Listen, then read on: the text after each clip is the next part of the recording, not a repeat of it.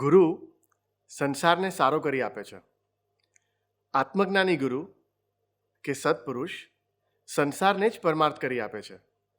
આપ સૌએ અનુભવેલી વાત છે ને? સંસારમાં જીવનો નાનામાં નાનો ગુણ હોય એને પણ ગુરુ મોટો કરી વિરાટ સ્વરૂપ આપી પરમાર્થમાં પરિવર્તિત કરી આપે છે. જીવનો સંસારમાં રહેલો મોટામાં મોટો દોષ, અનાદિકાળની ભૂલ, એને સાવ ગૌણ કરી સુધારી આપે છે. અને વર્ષો પછી જ્યારે જીવને એ વાતનું ભાન થાય છે ત્યારે એને અહો અહો થાય છે. મુમુક્ષુના નેત્રો આવા મહાત્માઓને ઓળખી લે છે. આજના આપણા ગેસ્ટ આવા જ એક મુમુક્ષુ છે કે જેને નાનપણથી જ કૃપાળુદેવ મળ્યા. વચનામૃત વાંચતા અને પ્રત્યક્ષ સત્પુરુષ માટે એમને ક્વેશ્ચન્સ રહેતા. પ્રારબ્ધ કહો, પુરુષાર્થ કહો, એમને એમના ફ્રેન્ડ, ફિલોસોફર, ગાઈડ એટલે કે આપણા પરમ પૂજ્ય પ્રેમાચાર્યજી મળ્યા અને એમણે એમને પરોક્ષ તત્વને પ્રત્યક્ષ તત્વ કરી આપ્યું. જેમ જેમ આ પ્રત્યક્ષ વધારે પ્રત્યક્ષ થતું ગયું એમ એમ એમની ભક્તિ અને પ્રતીતિ વધતી ગઈ. સંસાર જ પરમાર્થ બની ગયો. આજે ઘણા વર્ષોથી આશ્રમમાં રહે છે, આરસીમાં સેવા આપે છે, આરસીના ટ્રસ્ટી છે. પપ્પાજી સાથે ખૂબ જ નિકટનો સંબંધ. એમણે પપ્પાજીને જોયા, જાણ્યા, અનુભવ્યા અને આજે એમની જ નજરથી આપણે આપણા પ્રેમાચાર્યજીને ઓળખશું. Please welcome Nitinbhai Ajmera. Hi uncle. Hello Sagar. શું તમે પપ્પાજીને ઓળખો છો? પપ્પાજી સાથે ઓળખાણ ઘણી જ જૂની છે, પણ આ ભાવમાં કંઈક પપ્પાજીને નવી રીતે જ ઓળખવાનું બન્યું. તો આખો જ જે દ્રષ્ટિકોણ છે એ પપ્પાજીના જોયા પછી બદલાઈ ગયો. સો વર્ષ 1985 અને ત્યારે પપ્પાજીનું અવારનવાર કલકત્તા આવવાનું થતું અને આપની મુલાકાતો એમની સાથે ત્યારે જ શરૂ થઈ. તો એ વખતે આપની જે મુલાકાતો હતી, આપે જે રીતે પરમ પૂજ્ય પપ્પાજીને જોયા, શું એ આપ શેર કરશો? વર્ષ 1985 એટલે જ્યારે મારા લગ્ન થયેલા અને ખાસ એ લગ્ન ઉપર પૂજ્ય પપ્પાજી મુંબઈથી કલકત્તા પધારેલા. મારા ફાધરના મિત્ર હતા ખાસ, તો એ આમંત્રણને સ્વીકારીને પૂજ્ય પપ્પાજી જાનમાં સાથે ચાલતા હતા. તો એ વખતે પપ્પાજીનું જો તમને જોયું કે વ્હાઈટ બફલા જેવા ક્રીમ સફારીમાં પપ્પાજી આમ આગળ ચાલતા હોય તો આખી જાનની શોભા વધારી દે. તો એ અમારું પ્રથમ એમની સાથેના મુલાકાતનું જે પહેલું એમની જે દ્રષ્ટિ પડી એ ત્યારે જ 1985માં થી શરૂ અમારા લગ્નની ઉપસ્થિતિમાં. ત્યારબાદ પપ્પાજીનું કલકત્તા આવવાનું વર્ષે 2 વર્ષે રહેતું જ હતું. અને જ્યારે તેઓ કલકત્તા આવતા ત્યારે અમે જે બિલ્ડિંગમાં રહેતા હતા, સિંધુ બિલ્ડિંગ, એમાં જ 6ઠ્ઠે માળે ડોલરભાઈ હેમાણી પણ રહેતા. તો એ પપ્પાજીના પાડોશી ઘણા વખત સુધી હતા. તો તેમને મળવા પણ આવતા અને ત્યારે હું પર એમને મળવા જતો. ખાસ મારું જિજ્ઞાસુપણું એટલા માટે પપ્પાજી તરફ રહેતું કે તેઓ કૃપાળુદેવના એક અનન્ય ભક્ત હતા. નાનપણથી જ કૃપાળુદેવનો પરિચય હોવાથી અને કૃપાળુદેવનું આકર્ષણ હોવાથી જે કોઈ બી કૃપાળુદેવના નિકટમાં હોય એમણે કૃપાળુદેવને કેવી રીતે ઓળખ્યા છે, કેવી રીતે સમજ્યા છે, એ સાંભળવામાં અને સમજવામાં ઘણો જ રસ રહેતો. તો આવું વર્ષ 2 વર્ષમાં જ્યારે પપ્પાજી આવતા ત્યારે તેઓ કૃપાળુદેવને કંઈક જુદી જ રીતે કૃપાળુદેવને સમજાવતા. જગત કદાચ કૃપાળુદેવને કઈ રીતે જોતા હોય, પણ એમને કૃપાળુદેવનું જે અવલોકન કરેલું એ કંઈક હંમેશા ભિન્ન લાગતું હતું. માટે થોડાક પપ્પાજી રસપ્રદ લાગવા માંડ્યા, ઇન્ટરેસ્ટિંગ. પછી એવું બનતું ગયું કે એમની સાથે કલકત્તામાં એક રાજ હોટેલ બહુ ફેમસ, તેમની સાથે ઇડલી ખાવા જવાનું થતું સવારે. તમારા ફાધર, ડોલરભાઈ બધા સાથે અમે ઇડલી ખાવા બી ગયેલા. અને ત્યારે દરેક વખતે આઈ સ્ટાર્ટેડ ઓબ્ઝર્વિંગ હિમ કે એક્ઝેક્ટલી એમની ચર્યા અને જે કૃપાળુદેવે વચનામૃતમાં જે એક જ્ઞાનીની ચર્યા કેવી શાંત અને સ્થિર હોય છે એવું બધું અવલોકન કરવાનું શરૂ થઈ ગયું હતું. પછી 1 કે 2 વાર એમની સાથે વિક્ટોરિયામાં સાથે ફરવાનું થયું. તો રાત્રે સાંજના સમયમાં અમે ઇવનિંગ વોકમાં એમની સાથે ગયેલા. તો તેઓ એક કૃપાળુદેવના વચનની એક કાપલી એમની સાથે રાખતા. એને 2 વાર વાંચતા, 3 વાર વાંચતા, પછી કાપલી ખિસ્સામાં મૂકી દેતા અને પછી ચાલતા. એ કાપલી ઉપર કાંઈક વિચારતા હશે એટલે મેં પપ્પાજીને ત્યારે પૂછ્યું, પપ્પાજી આ વાંચીને તમે પાછી કાપલી અંદર મૂકી દો છો, તો એક્ઝેક્ટલી આનું શું રહસ્ય છે? તો કે એવું બને છે કે જે કૃપાળુદેવના વચનો હોય છે એ આપણને સમજાઈ તો જાય છે, પણ એ વચનનું ચિંતન મનન કરતાં કરતાં કૃપાળુદેવ જે આપણને બોધ આપવા માંગે છે ને એ ધીરે ધીરે આપણી અંદર એન્ટર થતો જાય છે અને એ આપણામાં બોધ પરિણમન થાય છે.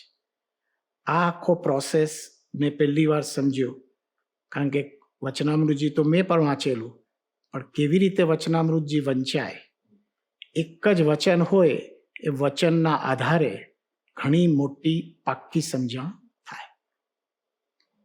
તો આ એક વિશેષ એમનામાં આ બધા દર્શન થવાનું શરૂ થયું. પણ એ વખત સુધી એટલું જ હતું કે એવો કૃપાળુદેવના એક અનન્ય ભક્ત અને એક જ્ઞાની પુરુષ હતા. તો આવા ઘણા બધા પ્રસંગો એમની સાથે થતા ગયા. વર્ષ 1985થી શરૂ થયું અને વર્ષ 2002 સુધી આમ જ ચાલતું રહ્યું. જ્યારે જ્યારે કલકત્તા આવતા ત્યારે મળવાનું 2-3 વર્ષે થતું હતું. પછી એક ઇમ્પોર્ટન્ટ પ્રસંગ બન્યો તે કે કલકત્તામાં આપણા અહીંયા આશ્રમનું જસ્ટ ભૂમિપૂજન થયું હતું અને એને લઈને એક પ્રોગ્રામનું આયોજન શ્રીમદ રાજચંદ્ર આત્મતત્વ રિસર્ચ સેન્ટર, ત્યારે શ્રીમદ રાજચંદ્ર જ્ઞાન આશ્રમ તરીકે ઓળખાતું. તો એ જે જ્ઞાન આશ્રમ માટે એક પ્રોગ્રામ, કબીર નામનો એક ડ્રામાનું આયોજન ત્યાં થયું, જે એક શેખર સેનનું પ્રચલિત નાટક છે કબીર ઉપર. તો એના આયોજન વખતે હું એમાં ફર્સ્ટ ટાઈમ એડમિન તરીકે જોડાણો. અમારી ઉપર જ રાજુભાઈ હેમાણી રહેતા હતા. તેમને કીધું કે નીતિન, તું આ પ્રોગ્રામ પૂરતો આમાં જોડા. ત્યાં સુધી મારો હંમેશા એક એવો અભિપ્રાય રહેલો કે કોઈ સંસ્થા સાથે બહુ જોડાવું નહીં, આપણે ફક્ત કૃપાળુદેવ જે કહે છે એ જ વાત ઉપર લક્ષ્ય રાખવું. આવો એક અભિપ્રાય બેસેલો હતો.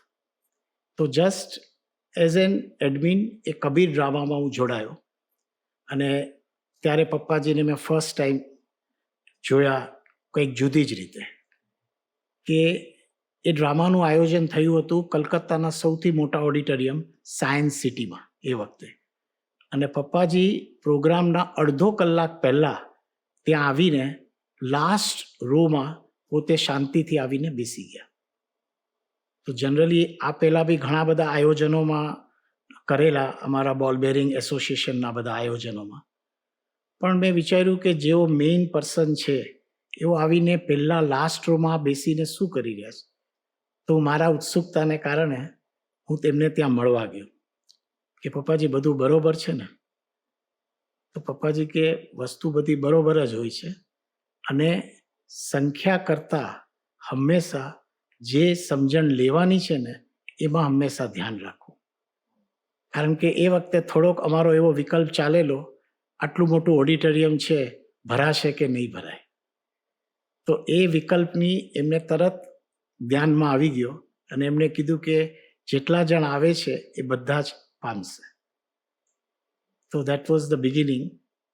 અને પછી ત્યારબાદ પપ્પાજીને સિંધુ બિલ્ડિંગમાં મળવાનું થયું. 3જે માળે તેઓ ભીમાણીને ત્યાં ઉતરેલા.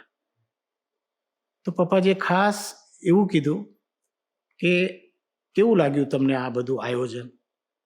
આ બધું પપ્પાજી હું તમને પૂછવાનો હતો કે તમને કેવું લાગ્યું. શું હંમેશા એક આપણને અંદર રહેતું હોય કે આપણે કંઈક કરેલું હોય ને તો આપણે પૂછીએ કે પપ્પાજી બધું કેમ હતું? એ પહેલાં જ પપ્પાજીએ મને પૂછી લીધું કે તમને આ બધું કેવું લાગ્યું. So that was a very different way કે આપણું આખું જે દ્રષ્ટિકોણ હોય છે અથવા આપણું જે માઇન્ડસેટ હોય છે એને બહુ જ જુદી રીતે તેઓ હંમેશા પ્રસ્તુત કરતા. જેના પરિણામે હતું કે પપ્પાજી ના અમે તો બધી ઘણી જ ટ્રાય કરી પણ આપ કહો તો બધું બરોબર છે. પપ્પાજી કે જે બનવાનું હોય ને એમાં ક્યારેય કોઈ ફેરફાર ન થાય. આપણે જે બન્યું હોય ને એનો સ્વીકાર કરી શકીએ ને તો વસ્તુ હંમેશા શ્રેષ્ઠ બની શકે. તો એ શ્રેષ્ઠ કોને કહેવાય ને એનો મારો પહેલો અનુભવ એમની સાથે થયો. ત્યારબાદ તેઓએ કીધું કે તમારે કલકત્તા તો તમે રહો છો, મુંબઈ આવવાનું થાય. મેં તો હા પપ્પાજી, બિઝનેસના હિસાબે વર્ષમાં 2-3 વાર મુંબઈ આવવાનું થાય. તો તમે હવે જે નેક્સ્ટ ટાઈમ મુંબઈ આવો ત્યારે જો if you can come to Mount Unique, આપણે બેસીને વાત કરશું. હા પપ્પાજી, શ્યોર. અને એમ કરીને પપ્પાજીના એ આમંત્રણનો સ્વીકાર કરી અને 2003ની નવેમ્બર-ડિસેમ્બરમાં મારું મુંબઈ આવવાનું નક્કી થયું. તો એ જ્યારે મુંબઈ આવવાનું મારું 2003માં આવ્યો એ પહેલાં પપ્પાજીનો ફોન આવ્યો કે પપ્પાજીએ કીધું કે તમને દેવલાલી ફાવશે? કીધું પપ્પાજી એકદમ ફાવશે, હું તો ક્યારે દેવલાલી ગયો બી નહોતો, આ માટે મારે આવવાનું થશે. તો કે કોલકાતાની એક શિબિર દેવલાલી આવી રહી છે, જો તમે એની સાથે જોડાઓ તો મને પણ દેવલાલીમાં થોડોક સમય મળશે તમારી સાથે વાત કરવાનો, તો તમે એમાં જોડાઓ. તો એવી જ રીતે મારું નક્કી થયું અને હું ફર્સ્ટ ટાઈમ દેવલાલી ગયો. આપે જ્યાં દેવલાલી શિબિરની વાત કરી તો કલકત્તાના મુમુક્ષોમાં આપનો એક પ્રસંગ ખૂબ ફેમસ છે, નવો નીતિન. એ શું છે? Yes, that has happened. Exactly શું થયું કે જ્યારે 2003માં મારું દેવલાલી આવવાનું થયું ત્યારે પહેલા 2 દિવસ તો મને ઘણો તાવ આવ્યો. એટલે બધા કહેતા હતા કે જ્યારે આવી રીતે જ્ઞાનીને પહેલી વાર મળીએ ને ત્યારે આપણા જે બધા પૂર્વના અભિપ્રાયો, આગ્રહ હોય ને એ પહેલાં તો આવી રીતે નીકળી જાય. સો આઈ વોઝ ફાઇન કે એવું જ કદાચ થતું હશે. અને પછી એમ બન્યું કે થર્ડ ડે સવારે થોડો નોર્મલ થયો તો મેં એ વખતે ફર્સ્ટ સત્સંગ દિવ્યાબેન ઝવેરીનો સત્સંગ હતો ત્યાં આનંદગંજી ઉપર. તો પહેલી વાર કોઈ મુમુક્ષુને સત્સંગ આપતા સાંભળ્યા. અને ત્યારબાદ પપ્પાજીએ રાત્રે કીધું કે વચનામૃતજી ઉપર પપ્પાજી સત્સંગ લેશે. તો તેમને મને પૂછ્યું કે કયા પત્ર ઉપર લઈએ. એટલે પપ્પાજીને કીધું પપ્પાજી પત્રાંગ 195 ઉપર તમે લ્યો. તો કે તમે ક્યારે વાંચેલો છે? હા પપ્પાજી વાંચ્યો છે. તો કે બરોબર છે. પપ્પાજીએ સત્સંગ લીધો 195 ઉપર અને કીધું કે સત્સંગ પૂરો થયા બાદ એમને કીધું કે આવતીકાલે આપણે મળશું. This was the first time I met him 1-to-1. તમારામાંથી કોઈ ક્યારેક દેવલાલીમાં શુગર મિલમાં ગયા હશો તો ત્યાં એક ગાર્ડન છે, ત્યાં એક ઝૂલો છે. તો પપ્પાજી ઝૂલા ઉપર બેઠા હતા અને મને કીધું તમે અહીંયા આવીને આવજો. 10:30 વાગ્યાનો ટાઈમ હતો કે સવારે. તો હું ત્યાં આવીને બેઠો એમની પાસે. પછી પપ્પાજીએ કીધું કે બોલો શું કહો છો તમે? મેં તો પપ્પાજી મને કૃપાળુદેવ તો ઘણા જ પ્રિય છે અને કૃપાદેવ ઘણું બધું બળ આપે છે. મને એક નાની એવી એક મૂંઝવણ છે. તો કે પહેલાં આપણે નાની વસ્તુની વાત કરી લઈએ. પપ્પાજી કીધું જે મૂંઝવણ છે, મોટું તો બધું તમારું ગોઠવાયેલું છે. તો પપ્પાજી કે શું મૂંઝવણ છે? પપ્પાજી કૃપાળુદેવે આખા વચનામૃતની અંદર એના ઘણા બધા પદોની અંદર પ્રત્યક્ષનું બહુ મહાત્મા આપ્યું. તો મને હજી પ્રત્યક્ષનું એટલું મહાત્મય નથી લાગતું કે એક્ઝેક્ટલી આ પ્રત્યક્ષ શું હોય. એની કરતાં જે કૃપાળુદેવ બધા બોધ વચનો આપે છે, કૃપાળુદેવ જે તત્વની ઓળખાણ કરાવવા માંગે છે, એ બધું જરા વિશેષ લાગે છે. અને આ પ્રત્યક્ષનું હજી એટલું બેસતું નથી, એટલે એક્ઝેક્ટલી આમ એનું મહાત્મ્ય એટલું લાગતું નથી. તો એવા મારા પ્રત્યક્ષ પ્રત્યેના જે બધા મારા અભિપ્રાયો રહેલા એ બધા થોડા થોડા મેં એમને શેર કર્યા. ત્યાં પપ્પાજીએ મને તરત કીધું કે હવે હું મારું કંઈ કહું. એ તો પપ્પાજી એકદમ કે એમાં ક્યાં વાંધો છે, તમારે જ બધું કહેવાનું છે છેલ્લે તો કે જે તમારી પરિસ્થિતિ છે ને સેમ પરિસ્થિતિ મારી છે. હું પણ પ્રત્યક્ષને માનતો નથી, હું પણ પરમ કૃપાળુ દેવને જ માનું છું.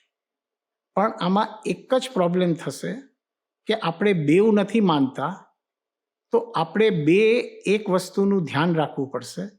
જ્યારે મારી કોઈ ભૂલ થાય ત્યારે તમારે મને કહેવું પડશે, અને તમારી કોઈ ભૂલ થાય તો હું તમને કહીશ. એવી રીતે આપણે જોડાશું. કારણ કે આપણા બે પાસે પ્રત્યક્ષ નથી ને, એટલે પ્રત્યક્ષ ન હોય તો ભૂલ થવાના ચાન્સીસ ઘણા થાય. તો પ્રત્યક્ષ એ જ જે આપણી ભૂલને આપણને જણાવે. પણ વાંધો નહીં, આપણે એકબીજા સાથે મળીને આ કામ કરી શકશું. એમને પહેલી વાર એમના મિત્ર તરીકે મને સ્વીકાર્યો.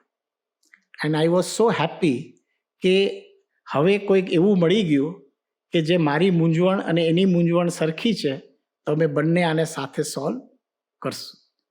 સો this was my first turning point કે હું પ્રત્યક્ષ તરફ વળ્યો. અત્યાર સુધી પ્રત્યક્ષ એક મારો ઓબ્સ્ટેકલ જેવું હતું. મને એમ લાગતું કે પ્રત્યક્ષ કરતાં જે કૃપાળુદેવ છે ને એ જ સાચા કહેવાય. બિકોઝ એક્ઝેક્ટલી પ્રત્યક્ષ શું હોય એ કદાચ મને ત્યારે એટલી ખબર નહોતી. માટે એવું બન્યું કે પરમ પૂજ્ય પપ્પાજીએ એક બહુ સરસ મને એ વખતે કીધું કે આપણે બંને સાથે આ કાર્ય કરશું.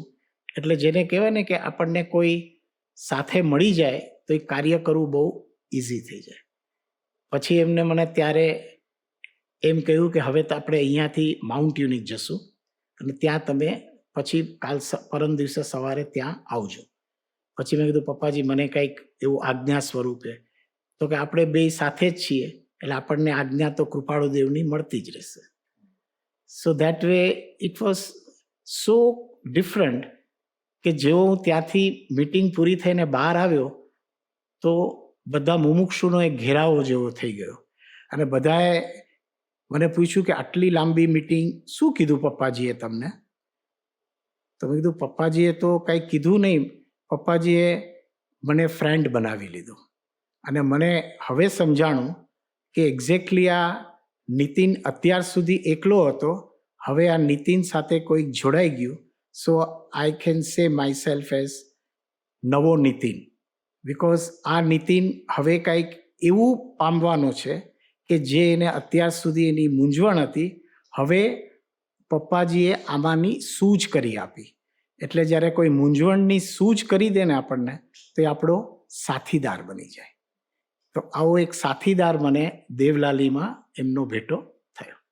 સો તમારી આ વાત સાંભળીને મને એક વિચાર આવ્યો કે પપ્પાજીને કેવું દરેક મુમુક્ષુના હૃદય સખા બનતા આવડતું, અને કદાચ આપણે એઝ અ મુમુક્ષુ જ્યારે એમના હૃદય સખા બનશું તો આપણો પુરુષાર્થ પૂરો થશે. કરેક્ટ.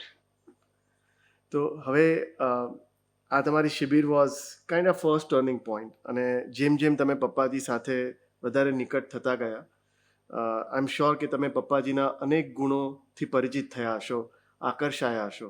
તો કયા કયા ગુણોથી આપ સૌથી વધારે આકર્ષાયા? હવે જેમ હું પ્રત્યક્ષ તરફ વળ્યો તો ત્યાં તો આખો ગુણોનો ભંડાર હતો.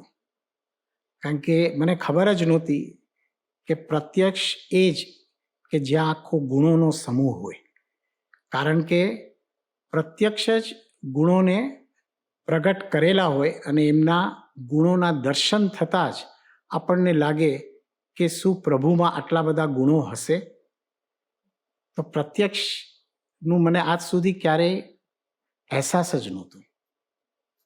હવે બન્યું એવું કે જેવા એમના મિત્ર બન્યા પપ્પાજીના, તો આ કેવા મિત્ર, જેમ આપણે કૃષ્ણ સુદામાને જોઈએ છીએ કે એવો સદાય સાથે જ હોય. અત્યાર સુધી તો એવું હતું કે પપ્પાજી મુંબઈથી કલકત્તા આવે અથવા કલકત્તાથી આપણે મુંબઈ જઈએ. હવે આખી સિસ્ટમ બદલાઈ ગઈ. હવે શું થઈ ગયું કે પપ્પાજી ક્યાંય પણ જાય તો હું તો એમની સાથે જ હોઉં એવું જ મને લાગવા માંડ્યું. સૌ પ્રથમ જે ઘણા બધા એમના ગુણોથી હું આકર્ષાયો, તેમાંનું સૌથી પ્રથમ જે ગુણ મને બહુ ટચ કરી ગયો એ ગુણ હતો કે એમનું સ્થિરતાનો ગુણ. તો અત્યાર સુધી હું સ્થિરતાને કંઈક એવી રીતે સમજતો કે કોઈ પણ ચીજમાં આપણે શાંત રહેવું, કોઈ ભાગ ન ભજવવો, એટલે એક ડિસ્ટન્સ રાખવું, એને હું સમજતો હતો કે આપણે આપણામાં સ્થિર રહેવું, not to be a participant. But he was a unique સ્થિરતા મેં એમનામાં જોઈ. એ સ્થિરતા કેવી કે બધામાં જ હોય પણ એ પોતે અલિપ્ત રહેતા એટલે કોઈ પણ ઉદયો આવે અથવા કોઈ વાત કરે એને ફક્ત એ સાંભળે, એના પ્રત્યે નો રિએક્શન્સ, અને એમને કોઈ પણ ચીજની અસર ન થાય. કોઈ ઇન્ફોર્મેશન્સ પણ આપી હોય કોઈએ તો પપ્પાજી ફક્ત એને સાંભળે. આપણને તો તરસ થાય કે આપણને કંઈ કીધું તો આપણે એનું કંઈક મંતવ્ય આપીએ કે ના પપ્પાજી આમ હોય તો કેમ. એમને તો જેમ છે એમ, કોઈ પ્રકારનું કોઈ રિએક્શન નહીં. He will just listen. ત્યારે મને સમજાણું કે સ્થિરતા શું કહેવાય.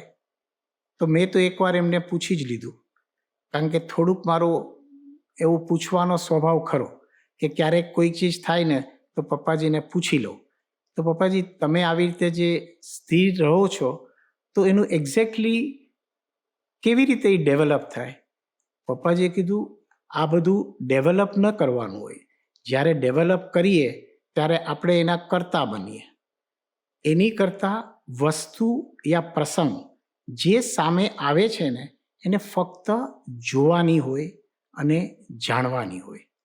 એની અંદર ક્યાંય પોતાનો અભિપ્રાય તૈયાર ન કરવો. તો ફર્સ્ટ ટાઈમ મને એક લેસન આપ્યો પપ્પાજીએ કે ક્યારેય જીવનમાં અભિપ્રાય ન બાંધવા.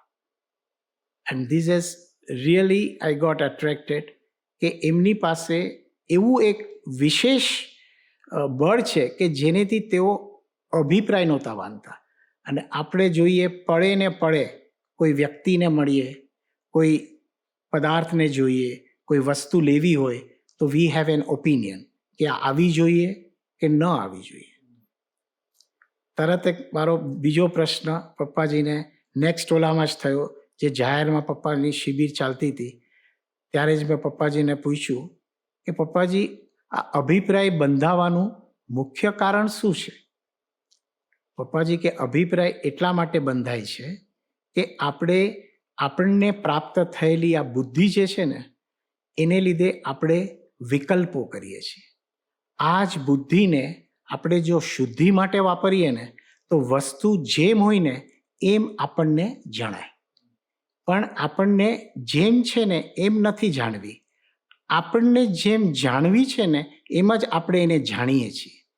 એવો એક આપણી અંદર આપણો સ્વભાવ રહેલો છે જે આપણને વારંવાર વસ્તુ જેમ છે ને તેમ જાણવા દેતું નથી. ક્યારેક એ વ્યક્તિ પણ હોઈ શકે, ત્યારે કોઈ પણ દ્રવ્ય યા પદાર્થ હોઈ શકે. આ કારણે અભિપ્રાય બંધાય છે. અને આ અભિપ્રાય સાગરભાઈ એવું થાય છે કે આ અભિપ્રાય આપણને ક્યારે અનુભવ સુધી નથી લઈ જઈ શકતો. જો અભિપ્રાય ન બાંધીએ ને તો પદાર્થનો અનુભવ થઈ શકે. એટલે પપ્પાજીએ ત્યારે કીધું કે જો આત્માનો અનુભવ કરવો હોય ને તો આત્માનો ક્યારેય અભિપ્રાય નહીં બાંધતા, નહીં તો ક્યારેય આત્માનો અનુભવ નહીં કરી શકો. તો આવા અનંતા એમના ગુણોના જેમ જેમ દર્શન થતા ગયા ને એમ મને લાગતું ગયું કે પ્રત્યક્ષ કંઈક અલગ જ વસ્તુ છે. સો એક્ઝેક્ટલી એને બહુ એક્સપ્લેન કરવું ડિફિકલ્ટ છે, કારણ કે પ્રત્યક્ષ એ કોઈ સમજણ નથી. પ્રત્યક્ષ એક અનુભવ છે, એ સિવાય બીજું કંઈ જ નથી. પહેલાં હું પ્રત્યક્ષને એમ સમજતો કે પ્રત્યક્ષ એટલે જે વસ્તુ હાજર હોય, જે અવેલેબલ હોય. હવે મને સમજાણું પ્રત્યક્ષ એટલે કાંઈ હાજર અને અવેલેબલ નહીં. પ્રત્યક્ષ એટલે જે પડે જેની સાથે જ આપણે રહીએ છીએ ને એ જ પ્રત્યક્ષ. તેઓ આપણા માટે પ્રત્યક્ષ છે એમ નથી, હું એમના પ્રત્યક્ષ છું. એટલે વસ્તુ એમ બને કે ઓલ ધ સમય હું એમની સાથે જ રહેવા માંડ્યો. એટલે આપણા ભાવ અને એના ભાવ આ બંને પ્રત્યક્ષ થવા માંડ્યા. સો આખો નવો કોન્સેપ્ટ એક પ્રત્યક્ષના મારા સમજણમાં આવતો ગયો. સો તમે પપ્પાજી સાથે આટલું રહ્યા છો, એમની સાથે ટ્રાવેલ કર્યું છે, તો ત્યાં પપ્પાજીની ચર્યા આપે જોઈ હોય, આપણે એમને ક્લોઝલી ઓબ્ઝર્વ કર્યા હોય, ઇવન સંસારની પ્રવૃત્તિમાં પણ જ્યારે કંઈક કરતા હોય ત્યારે તમે કંઈક ભિન્ન જોયું હોય, એવું કોઈ એક્ઝામ્પલ? આઈ થિંક 2004-05 પછી પપ્પાજી મુખ્ય ઘણીવાર જ્યાં ટ્રાવેલ કરતા ત્યારે એક પપ્પાજી બોલાવતા સાથે કે તમને જો અનુકૂળતા હોય તો તમે આવી શકો. તો હંમેશા આપણા માટે તો આ એક તક કહેવાય, અપૂર્વ તક, કે એમનું આમંત્રણ અને આપણે એમની સાથે સમાગમનો આવો અવસર. તો સૌપ્રથમ 2007માં મને આગ્રા આવવાનું આમંત્રણ મળ્યું. ત્યાં પપ્પાજીની આગ્રામાં શિબિર હતી અને સુપ્રિયાજીની હોટલ ક્લાર્ક્સ હતી ત્યાં 2007માં હું આગ્રા પહોંચ્યો.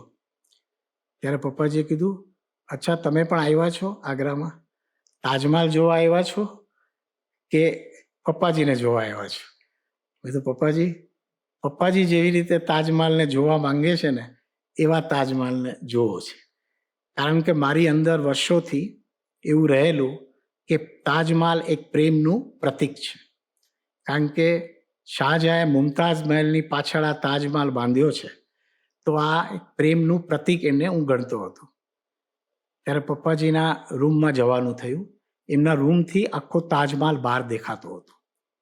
મેં કીધું, પપ્પાજી આપણે તાજમહાલ જોવા સાથે જશું? પપ્પાજી કે જરૂર જઈ શકાય, પણ એકવાર રાજના દર્શન થઈ ગયા હોય ને પછી તાજની જરૂર નથી. એટલે પપ્પાજીના હૃદયમાં એવા રાજ બિરાજમાન હતા. પપ્પાજી કે તાજ તો એવો આપણને પહેરાવી દે, આપણે કંઈ તાજને જોવાની જરૂર નથી. એટલે એવા રાજના એમને દર્શન થયેલા હતા. પછી પપ્પાજીએ કીધું કે તમને આટલું બધું તાજમહાલનું શું? પપ્પાજીએ કીધું, મને હંમેશા એમ છે કે તાજમહાલ એક પ્રેમનું પ્રતીક છે. ત્યારે પપ્પાજીએ બહુ સરસ એક વાત કરી, ક્યારેય પણ પ્રેમ બંધનનું કારણ ન હોઈ શકે, પ્રેમથી ક્યારેય આકર્ષણનું કારણ ન હોઈ શકે. પ્રેમ તો ક્યાંક ભળી જવાનું હોય, પ્રેમથી આપણે મુક્ત થવાય. તો આવું એમને મને ત્યારે પ્રેમ બાબતનું કીધું. એટલે હંમેશા આપણે પ્રેમથી ક્યાંક જોડાઈએ છીએ, તો પપ્પાજીએ કીધું પ્રેમથી આપણે ક્યાંક ભળી જઈએ છીએ. એટલું સરસ એમ કીધું. તો આવા પ્રસંગો એમના ત્યાં મને જોવા મળ્યા. પછી એ જ રૂમમાં હું હતો 2 થી 3 કલાક પપ્પાજીના રૂમમાં. તો મેં પપ્પાજીની બેગ જોઈ, જે મુંબઈથી સાથે લાવેલા. અને એ બેગ છે ને, પપ્પાજીએ કંઈક મૂકવું હતું એટલે બેગ ખોલી. એ બેગ ખોલીને તો હું એક અચંબો પામ્યો કે આટલું પરફેક્શન એક બેગની અંદર હોઈ શકે. કઈ બાજુને રૂમાલ મૂકવા, કઈ બાજુ મોજા મૂકવા, કઈ બાજુ એમનો નાઇટ ડ્રેસ મૂકવો, આટલું સરસ પેકિંગ. મને લાગે છે કે જ્યારે કોઈ વસ્તુ લોન્ચ થતી હોય ને ત્યારે બી કદાચ આટલું પરફેક્શન નહીં હોય. તો એટલું બધું પરફેક્શન મેં જોયું કે એક નાની એવી બેગની અંદર હોય. તો મેં પપ્પાજીને ત્યારે કીધું, પપ્પાજી બહુ સરસ ગોઠવણ છે, તમે બહુ સરસ ગોઠવ્યું છે. એ કૃપાળુદેવનું એ જ કામ છે, એ બધાને ગોઠવે છે.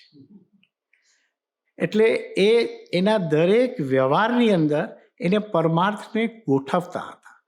તો આવી ગોઠવણ સંસારમાં થઈ શકે એ મારા માટે બહુ ડિફરન્ટ હતું.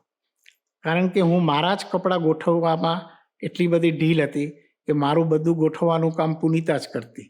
મેં ક્યારેય મારા કપડાં, મારા કબાટ ગોઠવો નહીં હોય. જ્યારે પપ્પાજી આ ઉંમરમાં બધું પોતે ગોઠવતા, તો આપણને હંમેશા લાગે કે જ્ઞાની પપ્પાજી તો કેટલા બિઝી છે. પણ એ પોતાના કાર્ય કરવામાં બિઝી નથી. એ પોતાનું કાર્ય સમયે પૂર્ણ કરીને બધા માટે ઓલ ધ સમય પાછા અવેલેબલ હોય છે. તો એમનું આ વ્યવહારિકતાનું મને ત્યાં એક બહુ સરસ દ્રષ્ટાંત મળ્યું. So I always feel he is mister perfect. આમ પ્રવીણ એટલે બહુ હોશિયાર કહેવાય, એમનું નામ મિસ્ટર પ્રવીણ, પણ એવો સાથે એટલું પરફેક્શન, એટલે પ્રવીણનું બીજું નામ જ છે કે જે હોશિયારી ને આમાં શ્રેષ્ઠ હોય. સો નીતિન અંકલ, બીજો કોઈ પ્રસંગ કે જેમાં તમે પપ્પાજી સાથે બેઠા હોય અને કોઈ મુમુક્ષુ આવ્યું હોય અને એ પોતાનો કોઈ પ્રોબ્લેમ અથવા કંઈ વાત કરતું હોય અને ત્યાં પપ્પાજી એમને કોઈ રીતે ટેકલ કર્યા હોય? અ, એવા ઘણા બધા પ્રસંગો બન્યા છે, કારણ કે મોસ્ટલી જ્યારે પપ્પાજી કોલકાતા આવે ત્યારે પપ્પાજીની સાથે બેસવાનું ઘણો સમય થતું, તો ઘણા મુમુક્ષુઓ એના પ્રશ્નો લઈને ત્યારે આવે, ત્યારે એ જે પ્રશ્નનું પપ્પાજી જે સમાધાન આપતા, એથી ઘણું બધું સાંભળવા અને શીખવા મળ્યું નવું. તો એક પ્રશ્ન તમારી સાથે શેર કરીશ. હરિભાઈઓ પપ્પાજીની આગળ આવતા થોડા ડરતા હતા, પણ પપ્પાજીનું એક જ કામ કે જે ડરે ને એને પપ્પાજી પહેલા પકડે. એટલે સૌ પ્રથમ પપ્પાજી એમ કે બધા હરિભાઈઓ સાથે પહેલા મીટિંગ થશે, મીરાબેનો સાથે પછી થશે. તો કલકત્તાનો જ એક પ્રસંગ છે, અમારી ઘરે હતા પપ્પાજી, ત્યારે હરિભાઈની એક મીટિંગ્સ થઈ. તો એક ભાઈએ એકદમ કીધું કે પપ્પાજી, આ પરમાર્થ, આ વાંચન, આ બધું તો બરોબર છે, પણ મારા અમુક પ્રોબ્લેમ્સ ચાલે છે. એક જણ મારા પૈસા નથી આપતો ઘણા વખતથી, અને મને એ જ વિચાર વધારે આવે છે. હું વાંચનના જે વિચાર કરતા એ વિચાર મારો વધારે ચાલે છે. તો પપ્પાજી કે શું થયો, શું છે પ્રસંગે તમારો? તો પપ્પાજી, એને મારેથી 3 વર્ષથી પૈસા લઈ લીધા છે અને મને એ પૈસા આપતો નથી, એના ડ્યુ છે અને મને કોઈ જવાબ બી નથી આપતો. પપ્પાજી કે તો તમે શેનેથી પરેશાન છો? કે પપ્પાજી, મારા પૈસાથી હું પરેશાન છું. ઓકે, તો એ તમારી પરેશાની દૂર થઈ જાય તો પછી તમે પરમાર્થ એકદમ કરી શકો ને? તો હા પપ્પાજી, પછી તો એકદમ જ એને કરી શકું. તો પપ્પાજીએ કીધું કે એ પૈસા તમને એની પાસેથી જ મળશે તો તમે ખુશ થશો, કે પૈસા મળશે તો તમે ખુશ થશો? આ એક નાનો એવો તમને એક ખાલી પ્રશ્ન જેવું પૂછું છું. તમને પૈસામાં રસ છે કે ઓલા વ્યક્તિ પાસેથી જ પૈસા મળે એમાં રસ છે? તો એ જરાક ભાઈ 1-2 મિનિટ વિચાર્યું પછી કે ના પપ્પાજી, મારે તો એક્ઝેક્ટલી પૈસા જ જોવે છે. તો કે તમને પૈસા મળી જશે, પણ તમારો જે આગ્રહ છે કે જેને મારા પૈસા લીધા છે ને એ વ્યક્તિ જ મને પાછો આપે ને તો મને શાંતિ થાય. આવા આગ્રહથી પપ્પાજીએ કીધું આપણે દુઃખી થઈએ છીએ. મહત્તા પૈસાની છે કે મહત્તા આગ્રહની છે? ત્યારે એ ભાઈ સમજી ગયા એ કે તમને જેટલા તમારા પૈસા ગયા છે ને એ બધા પૈસા તમારા આવી જશે. માટે સમય પરમાર્થની અંદર અને તમને જે વાંચન કહેવાનું કીધું છે એની ઉપર આ લક્ષ્ય રાખો. વાહ, કર્મ સિદ્ધાંત કેટલો સિમ્પલ રીતે એમને સમજાવ્યો. એક્ઝેક્ટલી. એટલે ઘણીવાર એવું થતું કે આપણે જે કર્મ સિદ્ધાંત ખાલી વાંચીએ છીએ, પણ એ સિદ્ધાંતને પ્રેક્ટિસમાં મૂકવો હોય ને તો આવા પ્રત્યક્ષની ખાસ જરૂરત પડે છે, કારણ કે તેઓ નિરંતર પ્રેક્ટિસમાં મૂકી રહ્યા છે અને કેવી રીતે કર્મથી અલગ રહે છે, કર્મનું પણ ધ્યાન રાખે છે અને સ્વનું પણ ધ્યાન રાખે છે. આવું બેલેન્સિંગ એમનામાં બહુ જ જોવા મળ્યું. એનેથી એટલું બધું લાગ્યું કે સંસાર પછી સંસાર જેવું રહેતો જ નથી, કારણ કે બધી જ જગ્યાએ તેઓ પરમાર્થને એટલો પ્લેસ કરી દે છે કે બધી વસ્તુ બહુ સરળ અને સહજ બની જાય છે. એવો જ એક બીજો બી દ્રષ્ટાંત હતો જે તમને શેર કરું કે અમારે કલકત્તામાં ખાસ 2-3 બધા પ્રતિષ્ઠિત વ્યક્તિ હોય ને તો એઓને પપ્પાજીની મુલાકાત માટે આવે જ્યારે કલકત્તા આવે ત્યારે. તો અમારી ઘરે એક ખાસ જણ આવેલા જે મારવાડી હતા અને બહુ પ્રતિષ્ઠિત કલકત્તાના. તો આપણી ઘરે પપ્પાજી આવ્યા હતા તો આપણે એને બોલાવ્યા. તો પછી એ લોકોમાં નિયમ હોય મારવાડીઓમાં કે આવા મોટા જ્ઞાની ભગવંતોને મળે તો પછી કે મને કંઈક સંસ્થા માટે કંઈક આપવું છે. તો એને મને કીધું કે પપ્પાજીને કીધું કે પપ્પાજી मेरे को आपको ये 5 लाख रुपया का चेक देना है. તો પપ્પાજી કીધું ના, એ અમે કોઈ એવી રીતે આમ લેતા નથી તમારી પાસેથી. પણ પપ્પાજીએ પછી મને કીધું કે જે વ્યક્તિ જ્યારે આપવા માંગે ને ત્યારે એ સમર્થતા એની જે તૈયાર થઈ જાય ને પછી જ આપણે એની પાસેથી લેવું. એટલે બધું પપ્પાજી એ તો સમર્થ છે. પપ્પાજી કે સમર્થતા કોઈ પ્રાપ્તિમાં નથી, સમર્થતા જે છે એ અર્પણતાની અંદર રહેલી છે. તો જ્યારે જીવ પોતે તૈયાર થઈને આપે ને ત્યારે જ એ દાન તરીકે કહેવાય છે. બાકી આપણે ઘણા બધા દાન ધર્મ કરીએ એ ફક્ત આપણા માનનું કારણ થાય છે. એટલે એમ કરીને એમને મને ટકોર કરી કે આપણું કાંઈ હોતું નથી.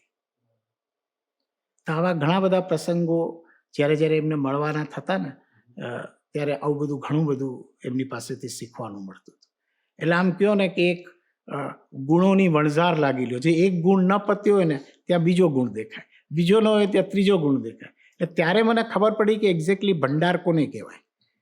આપણને તેમ સાંભળ્યું હોય કે ભંડારમાં આપણે કંઈક નાખવાનું, આ તો એવું છે કે આ ભંડારમાંથી કંઈક ને કંઈક આપણને મળતું જ રહે, મળતું જ રહે. અહીંયા કંઈ નાખવાનું કાંઈ નહીં, ખાલી આપણને મળતું જ રહે. It was only one way. I always thought કે આપણે જ્ઞાનીને કંઈ આપવાનું હોય.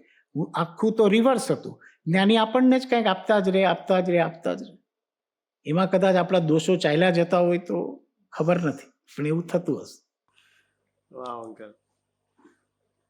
સો અંકલ, પ્રત્યક્ષ સદગુરુ સમ નહીં, પરોક્ષ જીન ઉપકાર, આ ગાથા સાથે જ આપના જીવનનું ગૂઢ રહસ્ય છુપાયેલું છે. થોડોક એના ઉપર ફોડ પાડશો? આત્મસિદ્ધિની આ જે ગાથા છે એ મને આજ સુધી પહેલાં નહોતી સમજાણી, પણ જ્યારથી મેં કીધું ને નવા નીતિનનો જન્મ થયો ત્યારથી જીવનમાં પ્રત્યક્ષનો જન્મ થયો. મને ત્યારે એમ જ હતું કે ભગવાન સાચા હોય, ભક્ત સાચો હોય એ મને નહોતી ખબર. એટલે હંમેશા એવું રહેતું કે જે બધા ભગવાન હોય એ જ પૂજ્ય હોય. પપ્પાજીનું જેમ જેમ હું પપ્પાજીનું અવલોકન થતું ગયું, પપ્પાજીના ગુણોનો સ્પર્શ થતો ગયો, એ એક રહસ્ય બહાર આવ્યું કે એક્ઝેક્ટલી ભક્તમાં જ પૂર્ણ તાકાત હોય છે અને ભગવાન તો ભક્તે બનાવેલું એક સ્વરૂપ જ છે. ભક્ત જે છે એનામાં જ બધી તાકાત રહેલી છે. ત્યારે પપ્પાજીએ મને ઘણા વખત પહેલાં બી એ વાક્ય કીધેલું કે તાકાત શિષ્યમાં હોય છે, ગુરુમાં નથી હોતી. એટલે મને ત્યારે લાગ્યું કે આ જેમ ભક્ત અને ભગવાનનો સંબંધ છે એવો જ શિષ્ય અને ગુરુનો સંબંધ છે. શિષ્ય ગુરુ બનાવે છે, ગુરુ કોઈ હોતું નથી, પપ્પાજી કીધું. એટલે પપ્પાજીએ હંમેશા ધ્યાન રાખ્યું કે કેવી રીતે આપણી અંદર શિષ્યત્વ તૈયાર થાય. જે તત્વ જે પપ્પા તૈયાર કરાવવા માંગતા હતા એ શિષ્યત્વ હતું કે તમે જેવા શિષ્યત્વ બનો છો એવા તમે પરમ બની જાઓ છો. પરમ બનવા માટે કંઈ કરવાનું નથી હોતું, જે કરવાનું છે એ આ શિષ્યત્વની અંદર રહેલું છે. તો આ એક રહસ્ય હતું જે મને ધીરે ધીરે પકડાણું કે એક્ઝેક્ટલી પપ્પાજી જે પ્રત્યક્ષનું જે મને સમજાવવા માગે છે એ શું છે. પપ્પાજીએ કીધું કે પ્રત્યક્ષનું એક વિશેષ લક્ષણ એ છે કે તમે ઓલ ધ સમય એની સાથે રહી શકો છો અને તમે પોતે કાંઈ બનવા નથી માંગતા. જે કંઈક બનવા માંગે છે ને એ પપ્પાજીએ કીધું કે એ કરતા બની જાય છે અને શિષ્યત્વની અંદર આપણે ઓલ ધ સમય અકર્તા રહીએ છીએ. આમ કરતાં કરતાં મને પ્રત્યક્ષ એક જુદી જ રીતે સમજાવવા માંડ્યું અને એ પ્રત્યક્ષના પપ્પાજીએ એટલા બધા પરચા આપ્યા કે પ્રત્યક્ષ જે કામ કરી શકે ને એ પરોક્ષ પણ ન કરી શકે. ત્યારે મને આ ગાથા સમજાણી, પ્રત્યક્ષ સદગુરુ સમ નહીં, પરોક્ષ જીન ઉપકાર. આપણા માટે દેવ, ધર્મ, ગુરુ, શાસ્ત્ર આ બધા જ ઉપકારી છે, પણ અસલ જે કામ કરે છે ને, જે આપણા અંદર પરિવર્તન લાવે છે, આપણા અંદર ધર્મનો પ્રવેશ કરે છે, એ કામ ફક્ત પ્રત્યક્ષ અને પ્રત્યક્ષ કરે છે. ત્યારે જ્યારે 2008 યા 9માં બેંગ્લોર ગયેલો, ત્યારે બેંગ્લોરમાં કારણ કે 4 પર્યુષણ પપ્પાજીએ કલકત્તા કરેલા 2005, 6, 7, 8. આ 4 પર્યુષણ પછી પપ્પાજી સાથે એક બહુ નિકટતા આવી ગયેલી કે પપ્પાજી ઘણો બધો સમય સાથે રહેતા. ત્યારે 2009ના બેંગ્લોરમાં પપ્પાજીને મળવાનું થયું તો એમના રૂમમાં ગયેલો ત્યારે પપ્પાજીએ મને એક બહુ જ સરસ વાત કરેલી હતી. પપ્પાજીએ કીધું કે સાતા અને સત નું કારણ ફક્ત એક સત્પુરુષ છે. સાતા અને સત એ બંનેનું કારણ ફક્ત એક સત્પુરુષ છે. ત્યારે મને કૃપાળુદેવનું વચનામૃતજીનું વાક્ય યાદ આવી ગયું કે 1 સાતાથી લઈને 14 રાજલોકની રિદ્ધિ સિદ્ધિનું કારણ ફક્ત એક સત્પુરુષ છે. તો ધીરે ધીરે આ પ્રત્યક્ષ જે છે ને એ મને લાગવા માંડ્યા કે એ જ સત છે. કારણ કે પ્રત્યક્ષ જ આપણને સતનો અનુભવ કરાવી શકે છે. ત્યારબાદ તમને સાગરભાઈ ખબર હોય તરત જ કૃપાળુદેવે બીજી ગાથા લખી છે, અન્ય ઉપાય કર્યા થકી પ્રાય બ્રહ્મણો થાય. એટલે કે આપણો જે પણ સ્વચ્છંદ છે એ જ જીવને રોકે છે અને એના ટાળવાના આપણે ઘણા બધા ઉપાય કરીએ છીએ. પણ એક જ ઉપાય કરવાનો છે જે પરમ કૃપાળુદેવે આપણને પત્રાંગ 76માં આપ્યો, જે એક સાક્ષાત પત્રાંગ પરમ પૂજ્ય પપ્પાજીથી આપણને હંમેશા મળ્યો.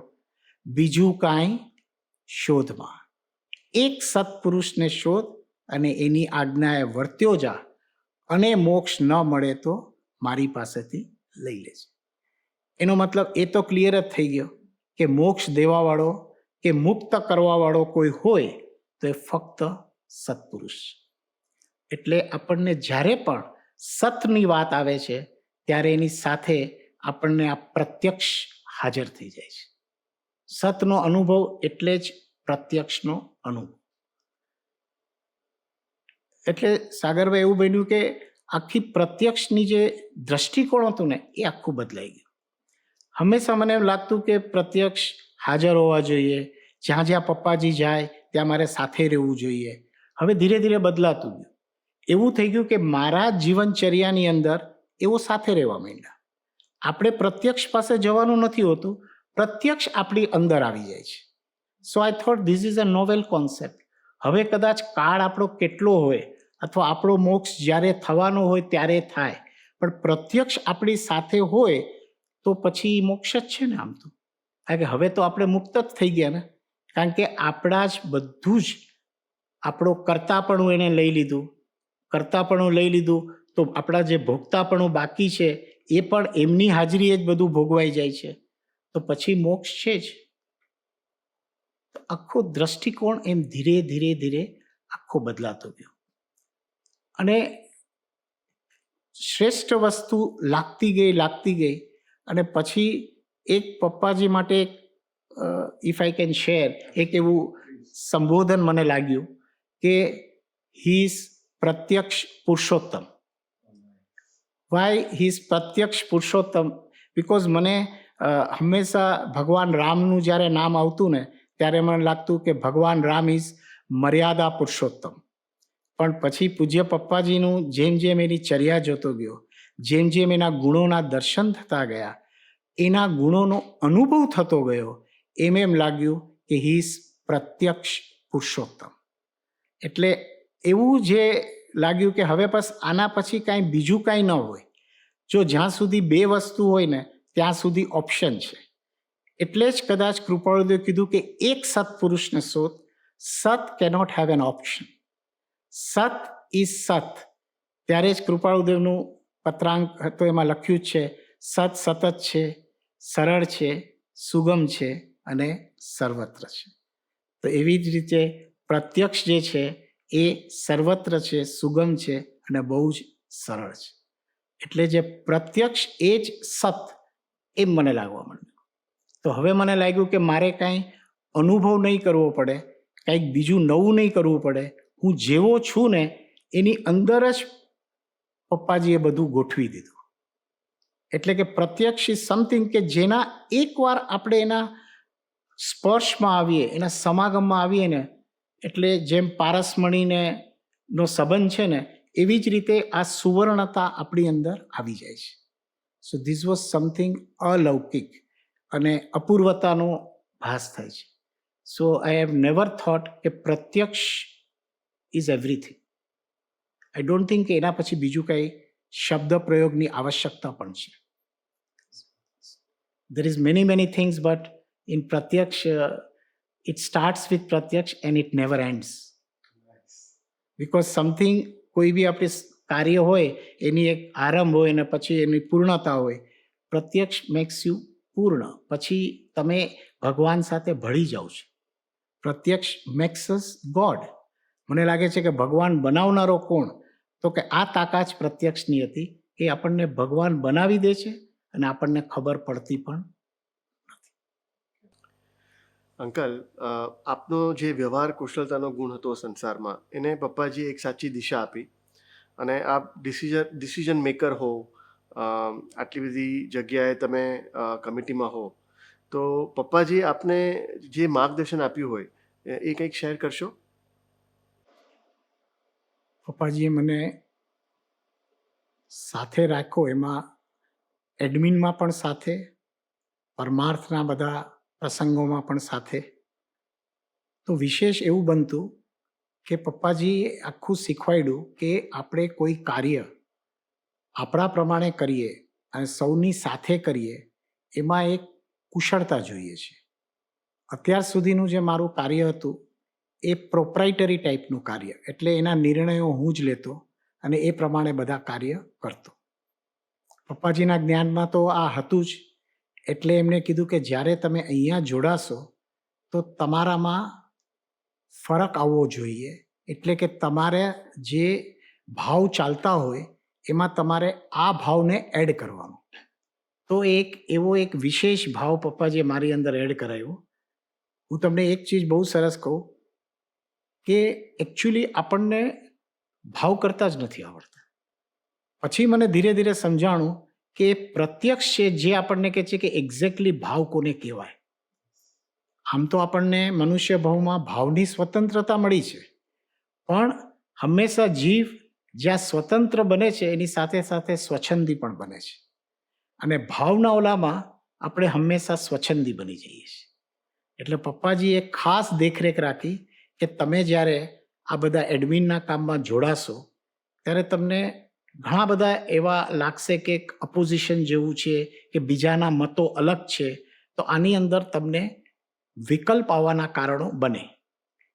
ત્યારે તમારી તૈયારી કેવી હોવી જોઈએ એનું એમને મને નિરંતર ગાઈડન્સ આપતા રહેતા હતા.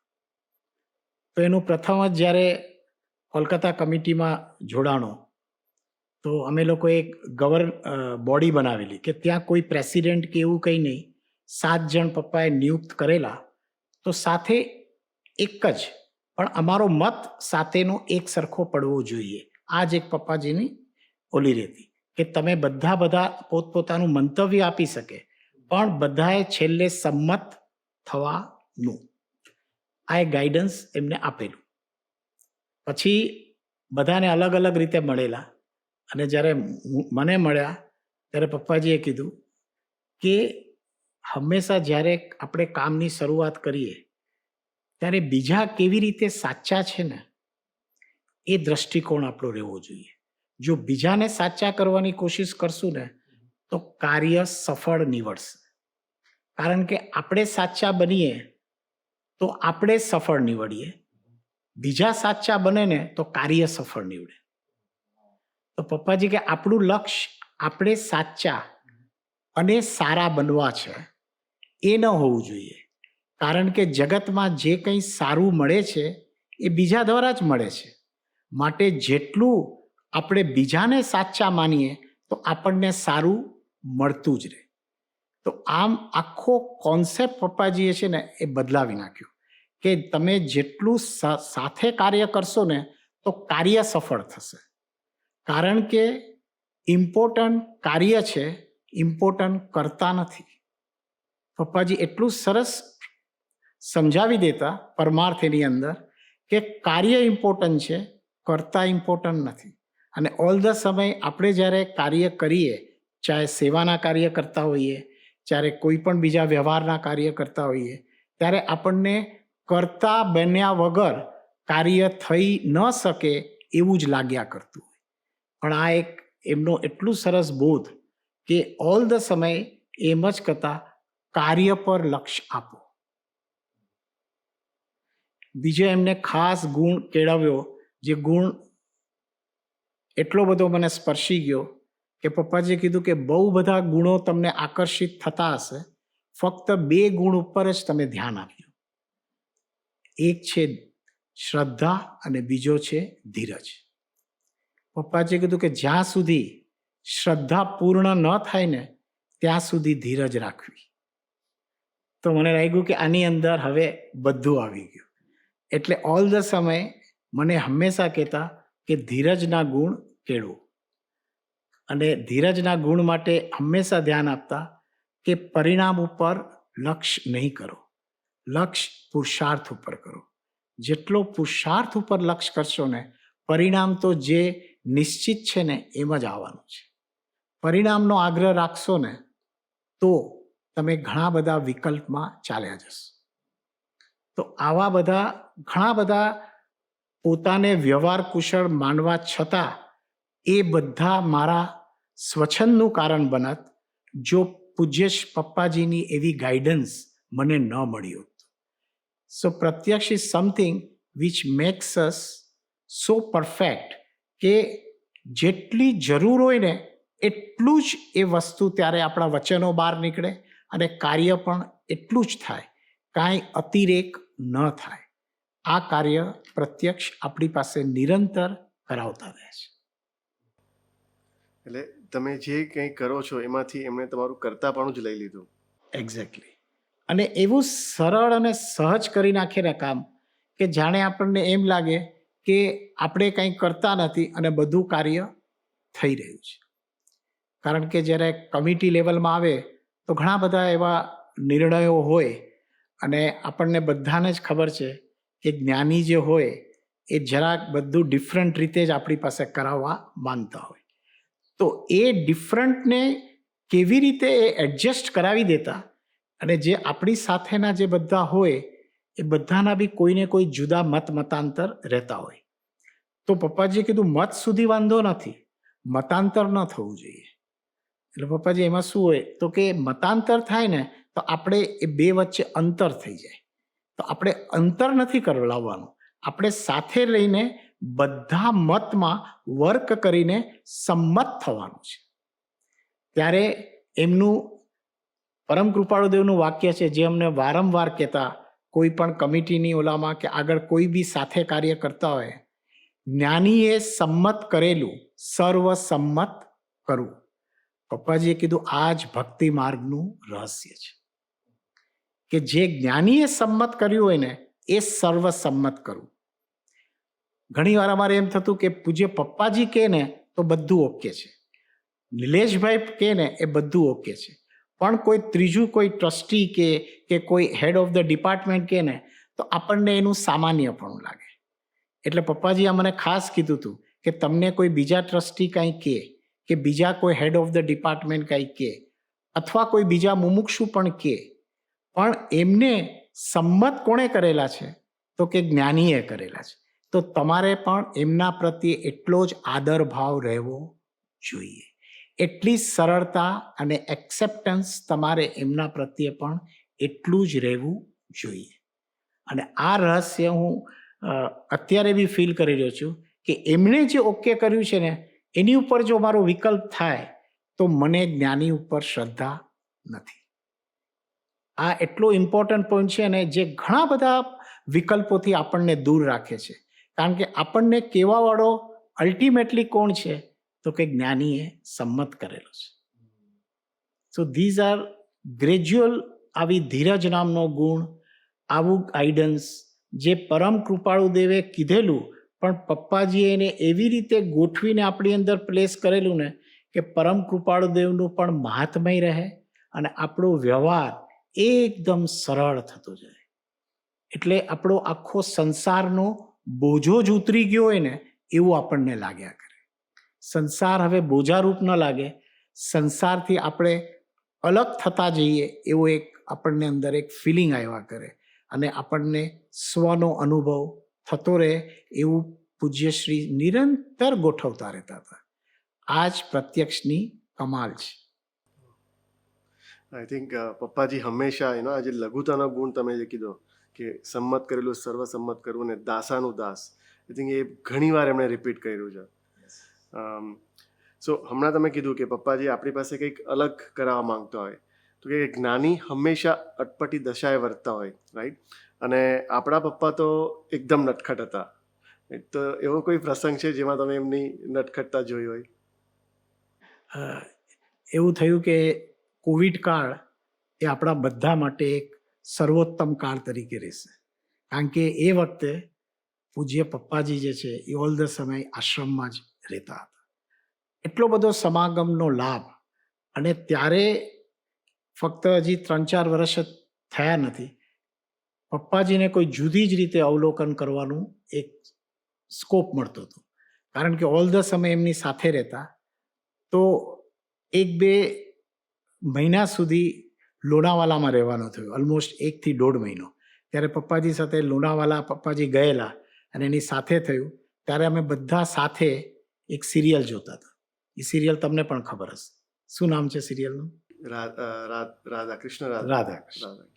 હવે પપ્પા કૃષ્ણ કે પપ્પા રાધા,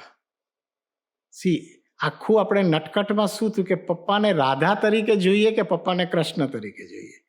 ત્યારે ખબર પડ્યું કે પપ્પામાં રાધા પણ છે અને પપ્પામાં કૃષ્ણ પણ છે. એટલે જેમ કૃષ્ણ નટખટ હતા અને જેમ રાધા ભક્ત હતી, એવી જ પપ્પાજીમાં દેખાતી કે પરમ કૃપાળુદેવની અનન્ય ભક્તિ, અને સાથોસાથ આપણા સર્વ માટે એટલા નટખટ કે એવો હંમેશા કહેતા, તમે મને ભગવાન માનતા નહીં, તમે ભગવાનનો અનુભવ કરજો. તમે ક્યારેય જીવનમાં ભગવાનને માનતા નહીં, ભગવાનનો અનુભવ કરજો. અને એમની આ નટખટતામાં ભગવાનનો અનુભવ થતો. હી વોઝ સો ડિફરન્ટ કે આપણને રોજ નવો દ્રષ્ટિકોણ પડે, અને એક એવો ભાવ આવે કે આ પપ્પાજી જે સવારે હતા એ પપ્પાજી સાંજે અલગ છે, પછી જે બ્રેકફાસ્ટમાં પપ્પાજી હોય અને ડિનર વખતે મળીએ તો પપ્પાજી અલગ દેખાય. એટલે આપણે લાગે ને કે ભગવાનના ઘણા બધા રૂપ હોય છે, તો આપણને લાગે કે આ રૂપ નહીં, આ બધા ભગવાનના સર્વવ્યાપીપણું છે કે દરેક જગ્યાએ બધા સાથે મળી જાય. નાના બાળક સાથે નાના બાળક સાથે થઈ જાય. કોઈ પપ્પાજીને ચોકલેટ આપે તો એ પપ્પાજી ચોકલેટ એની પાસેથી લઈ લે અને પછી એને કહે કે તારા પોકેટમાં જે તારા માટે તે એક ચોકલેટ રાખી છે ને, એ પણ તું મને આપી દે ને. એટલે ત્યાં સુધી એનું ઓલું કે એકદમ જ બહુ જ ડિફરન્ટ. એટલે આપણને જેનું વર્ણન ન થઈ શકે, કારણ કે નટખટતા એવી વસ્તુ છે કે જે વસ્તુ આપણને કંઈક ઓર દશામાં લઈ જાય. તમને એક ખાસ પપ્પાજીનું વચન શેર કરું, જે પપ્પાજીએ કોવિડમાં ઘણા બધા સત્સંગ લીધેલા. એમાં એક સત્સંગ આઈ થિંક પત્રાંક 37માં હતો કે એમાં જ હશે, પપ્પાજીએ સત્સંગ લીધેલો કે એ વખતનો પાર્શ્વનાથ કંઈ ઓર હતો. હવે આ જે ઓર છે ને, એ પપ્પાજીના એ દર્શન ઓરના એ વખતે અમને ખંડાલામાં થતા હતા. એ વખતે લોનાવાલા ખંડાલાના બંગલામાં એ વખતના પપ્પાજી કંઈ ઓર હતા. હવે એ જે ઓરનો જે વિષય છે ને, કે આપણે ક્યારેય પણ હવે પપ્પાજીએ ધીરે એવું ગોઠવી દીધું ને કે પપ્પાજીનું વ્યક્તિ, પપ્પાજીનું કાંઈ દેહ જેવું હવે આપણને દેખાવા નહોતું. કારણ કે હી વોઝ ટોટલી ડિફરન્ટ. તમને એના એક ગુણનો સમૂહ હોય ને, એક ગુણનો પિંડ હોય, એટલે હવે પછી એનો દેહ નહોતો દેખાતો. જ્યારે ઓર થઈ ગયા હતા ને, ત્યારે લાગે કે એ કંઈક બીજી જ મુદ્રામાં છે. પછી હવે એમનો દેહ પણ આપણને દેખાય નહીં, કંઈક ઓર જ અવસ્થામાં ચાલ્યા જતા. તો ત્યારે લાગ્યું કે ત્યારે પૂર્વીએ પપ્પાજીને પૂછ્યું, પપ્પાજી અત્યારે આપણા જે દર્શન થાય છે ને એ કંઈક એકદમ ડિફરન્ટ પ્રકારના છે. પપ્પાજી કીધું, છે તો છે, હે તો હે. એટલે પપ્પાજી કે એવી રીતે લાગતા કે આ બધું એમને પણ આપણા સામે બધા પ્રયોગો કરે અને એ પ્રયોગોનું ફળ આપણને મળતું રહે. એટલે જે પોતાના સ્વનો પ્રયોગ આપણી સમક્ષ કરે અને એ પ્રયોગોનું ફળ આપણને મળતું રહે. So this was something very fantastic ને. આપણને લાગે ને કે ભાઈ હવે આજે વિતરાગ પ્રભુના આપણને દર્શન થાય, પણ એ વિતરાગ પ્રભુ આપણી માન્યતા છે. એની કરતાં પપ્પાજીએ કીધું કે તમે વિતરાગતાના દર્શન કરતા શરૂ કરી દો. કારણ કે વિતરાગતા કોઈ માનવાની વસ્તુ નથી કે કોઈ વ્યક્તિ નથી. વિતરાગતા એક દર્શન છે. તમે લોકો વિતરાગતાના દર્શન કરવાનું શરૂ કરી દીધું. સો this was something very extraordinary things that is we can started observing in him in the last 3-4 years. અને જેને બી એનો અનુભવ કર્યો, they all were means amazed. એટલે જે વાવ શબ્દ આપણે ઘણીવાર નીકળી જાય છે ને આપણી અંદર, એવો કોઈ શબ્દ આપણી અંદરથી નીકળી જાય. એટલે he was something very different. જ્ઞાનીનો સાધારણ લાગતો શબ્દ પણ બોધરૂપ જ હોય છે. તો એવો કોઈ બોધ જે સીધો આપના હૃદયમાં બેસી ગયો હોય? પૂજ્ય પપ્પાજીએ ઘણા બધા બોધ વચનો એમના સાથે સમાગમમાં મળ્યા, અને એક્ઝેક્ટલી એ કેમ પ્રત્યક્ષ થતા ગયા, બોધ સ્વરૂપે પ્રત્યક્ષ થતા ગયા. તો નિરંતર એમની એક ટકોર, એમનું એક સ્માઇલ, એમની એક વાત, આ એટલી બધી હૃદયસ્પર્શી હતી કે તેઓ જ્યારે આપણને હંમેશા લાગે ને કે કોઈ આપણને કંઈ કહે છે તો બીજા કહે અને જ્ઞાની કહે એમાં મને એક ભેદ જણાણો. બીજા કંઈ કહે ને તો આપણે સાંભળી લઈએ એને, અને જ્ઞાની કંઈ કહે ને તો એ બધું સચોટ હોય, એટલે કે આપણા હૃદયને ચોટ વાગે, એટલે સીધું આપણને એક ફિલિંગ આવે એનું, અને એ વાત જે છે ને એ આપણી અંદર બેસી જાય. જ્ઞાનીની વાત બેસી જતી હતી. એટલે એમને ઘણા બધા જે બોધ વચનો આપ્યા, એમાંનું એક હું તમને હંમેશા એટલે એક બે શેર કરું તમને, કે તેઓએ જે પ્રથમ મને એક બોધ આપ્યો હતો કે તમે જે આ મારું કરો છો ને, અને આખું જગત મારું કરતા હોય છે, એની કરતાં આ કોનું છે ને એ વિચાર કરો. આપણે મારાનો વિચાર કરીએ છીએ, પણ આ કોનું છે? અને જ્યારે તમે આ કોનુંનો વિચાર કરશો ને, ત્યારે તમારી અંદરથી અમૂલ્ય તત્વ વિચાર પ્રગટશે. જે પરમ કૃપાળુદેવે અમૂલ્ય તત્વ વિચાર આપણને આપ્યો કે હું કોણ છું, ક્યાંથી થયો, પણ એ આપણને નથી ઉદ્ભવતો. એટલે પપ્પાજીએ કીધું કે આ ન ઉદ્ભવવાનું મૂળ કારણ શું છે? કે આપણે કાંઈક મારું માની લીધું છે. હું તમને એક એક્ઝામ્પલ એટલે એક વાત શેર કરું. આ 2004ની વાત છે. જ્યારે પપ્પાજીને દેવલાલીમાં મળીને પછી આવેલો, ત્યારે બધાને મંત્ર આપતા હતા.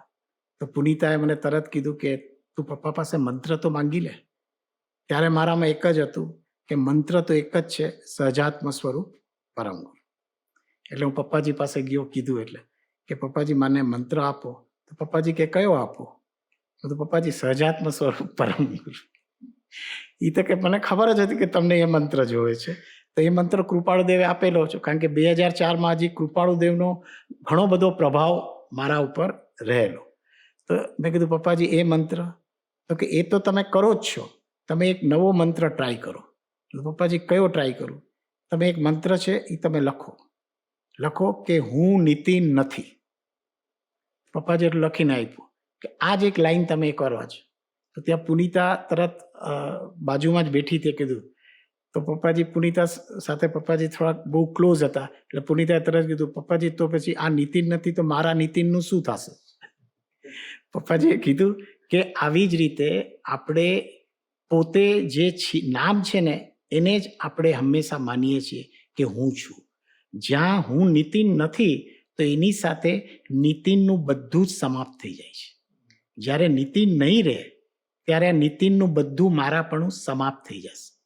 તો અત્યારે આપણે જે બધું ભેગું કરી રહ્યા છીએ ને, એ આ દેહને લઈને ભેગું કરી રહ્યા છીએ. આ દેહ નહીં રહે તો હવે આત્મા શું ગ્રહણ કરશે? તો આ ફક્ત ગુણ જ ગ્રહણ કરી શકે. આપણે જે આટલું બધું દ્રવ્ય ઉપાર્જન કરીએ છીએ ને, એ ફક્ત આ બધું દેહને લઈને છે. તો જ્યાં આ નીતિન નથી તો પછી નીતિનનું પણ કાંઈ નથી. તો આ ઓટોમેટિક જે બધું રહી જાય છે ને, એ જ બધું ચારેકોર અનંતકાળ સુધી એવો સંસાર છે. એટલે સંસાર રહેવાનો જ છે. પ્રોબ્લેમ ત્યાં છે કે સંસાર મારો છે એ લઈને જીવ જે છે એ અનંતકાળથી ભટકે છે. આવું બોધ વચન પપ્પાજી નિરંતર આપતા રહેતા હતા કે જેને લીધે કોઈ પણ કાર્યમાં, આપણા વ્યાપારની અંદર, આપણા પરિવારની અંદર, કે આપણા આશ્રમ ને બધાના કાર્યો સેવાની અંદર બી હંમેશા એક ક્લેરિટી આપતા જ કે આ બધું જે છે ને આપણે કર્મથી મુક્ત થવા માટે કરી રહ્યા છીએ. આ બધું એટલા માટે છે કે આ બધા આપણા કર્મ છે. પણ કર્મને બી પપ્પાએ બહુ સરસ રીતે સમજાવેલું. આ એક બોધ જે મને હંમેશા ટચ રહે છે. કર્મને પણ પપ્પાજીએ કીધું આપણે મારા કરી લીધા છે. કર્મ મારા નથી, હું કર્મથી ભિન્ન છું. પણ એવું થઈ ગયું છે કે જેને કારણે આપણો આ દેહાધ્યાસ છૂટતો નથી. તો આવા બોધ વચનો એમની પાસેથી નિરંતર મળતા જ રહેતા હતા. એક બીજો બી એક દ્રષ્ટાંત ત્યારનો યાદ આવે છે કે પપ્પાજી ત્યારે સરળતા ઉપર સમજાવતા હતા. ઘણા લોકોને આઈ થિંક વચનાબીજીનો પત્રાંક 40 ચાલતો હતો. એમાં હતું વિશાળ બુદ્ધિ, મધ્યસ્થતા, સરળતા અને જીતેન્દ્રિય પણ. તો પપ્પાજીને કોઈ પ્રશ્ન પૂછતા હતા. અમે લોકો આઈ થિંક ટ્રાયંગલમાં જ બેઠા હતા. તો કોઈક આવેલું તો પપ્પાજી જરા સરળતા સમજાવો ને. તો પપ્પાજી તો કીધું સરળતા જ એક એવી છે જે સમજાવી ન શકાય. કારણ કે જ્યાં સુધી જીવ સમજવા માંગે છે ત્યાં સુધી સરળ નથી થતું. સરળતા એ એક અનુભવ છે કે જ્યારે તમારા મનમાં જે હોય એ જ તમારા વચનમાં હોય અને એ જ તમારા કાર્યમાં હોય ને એને સરળ કહેવામાં આવે છે. It should be in straight line. એટલે કે મન, વચન અને કાયા એના ઉપયોગ જ્યારે સ્ટ્રેટ લાઇનમાં આવી જાય ને ત્યારે જીવ સરળતાનો અનુભવ કરે છે. એ કે આપણે ઘણીવાર મનમાં એક વાત હોય, બોલીએ કંઈક બીજી રીતે અને કરીએ કંઈક ત્રીજી રીતે. તો આખું એટલું સરસ એક સરળતાનું સમજાવ્યું.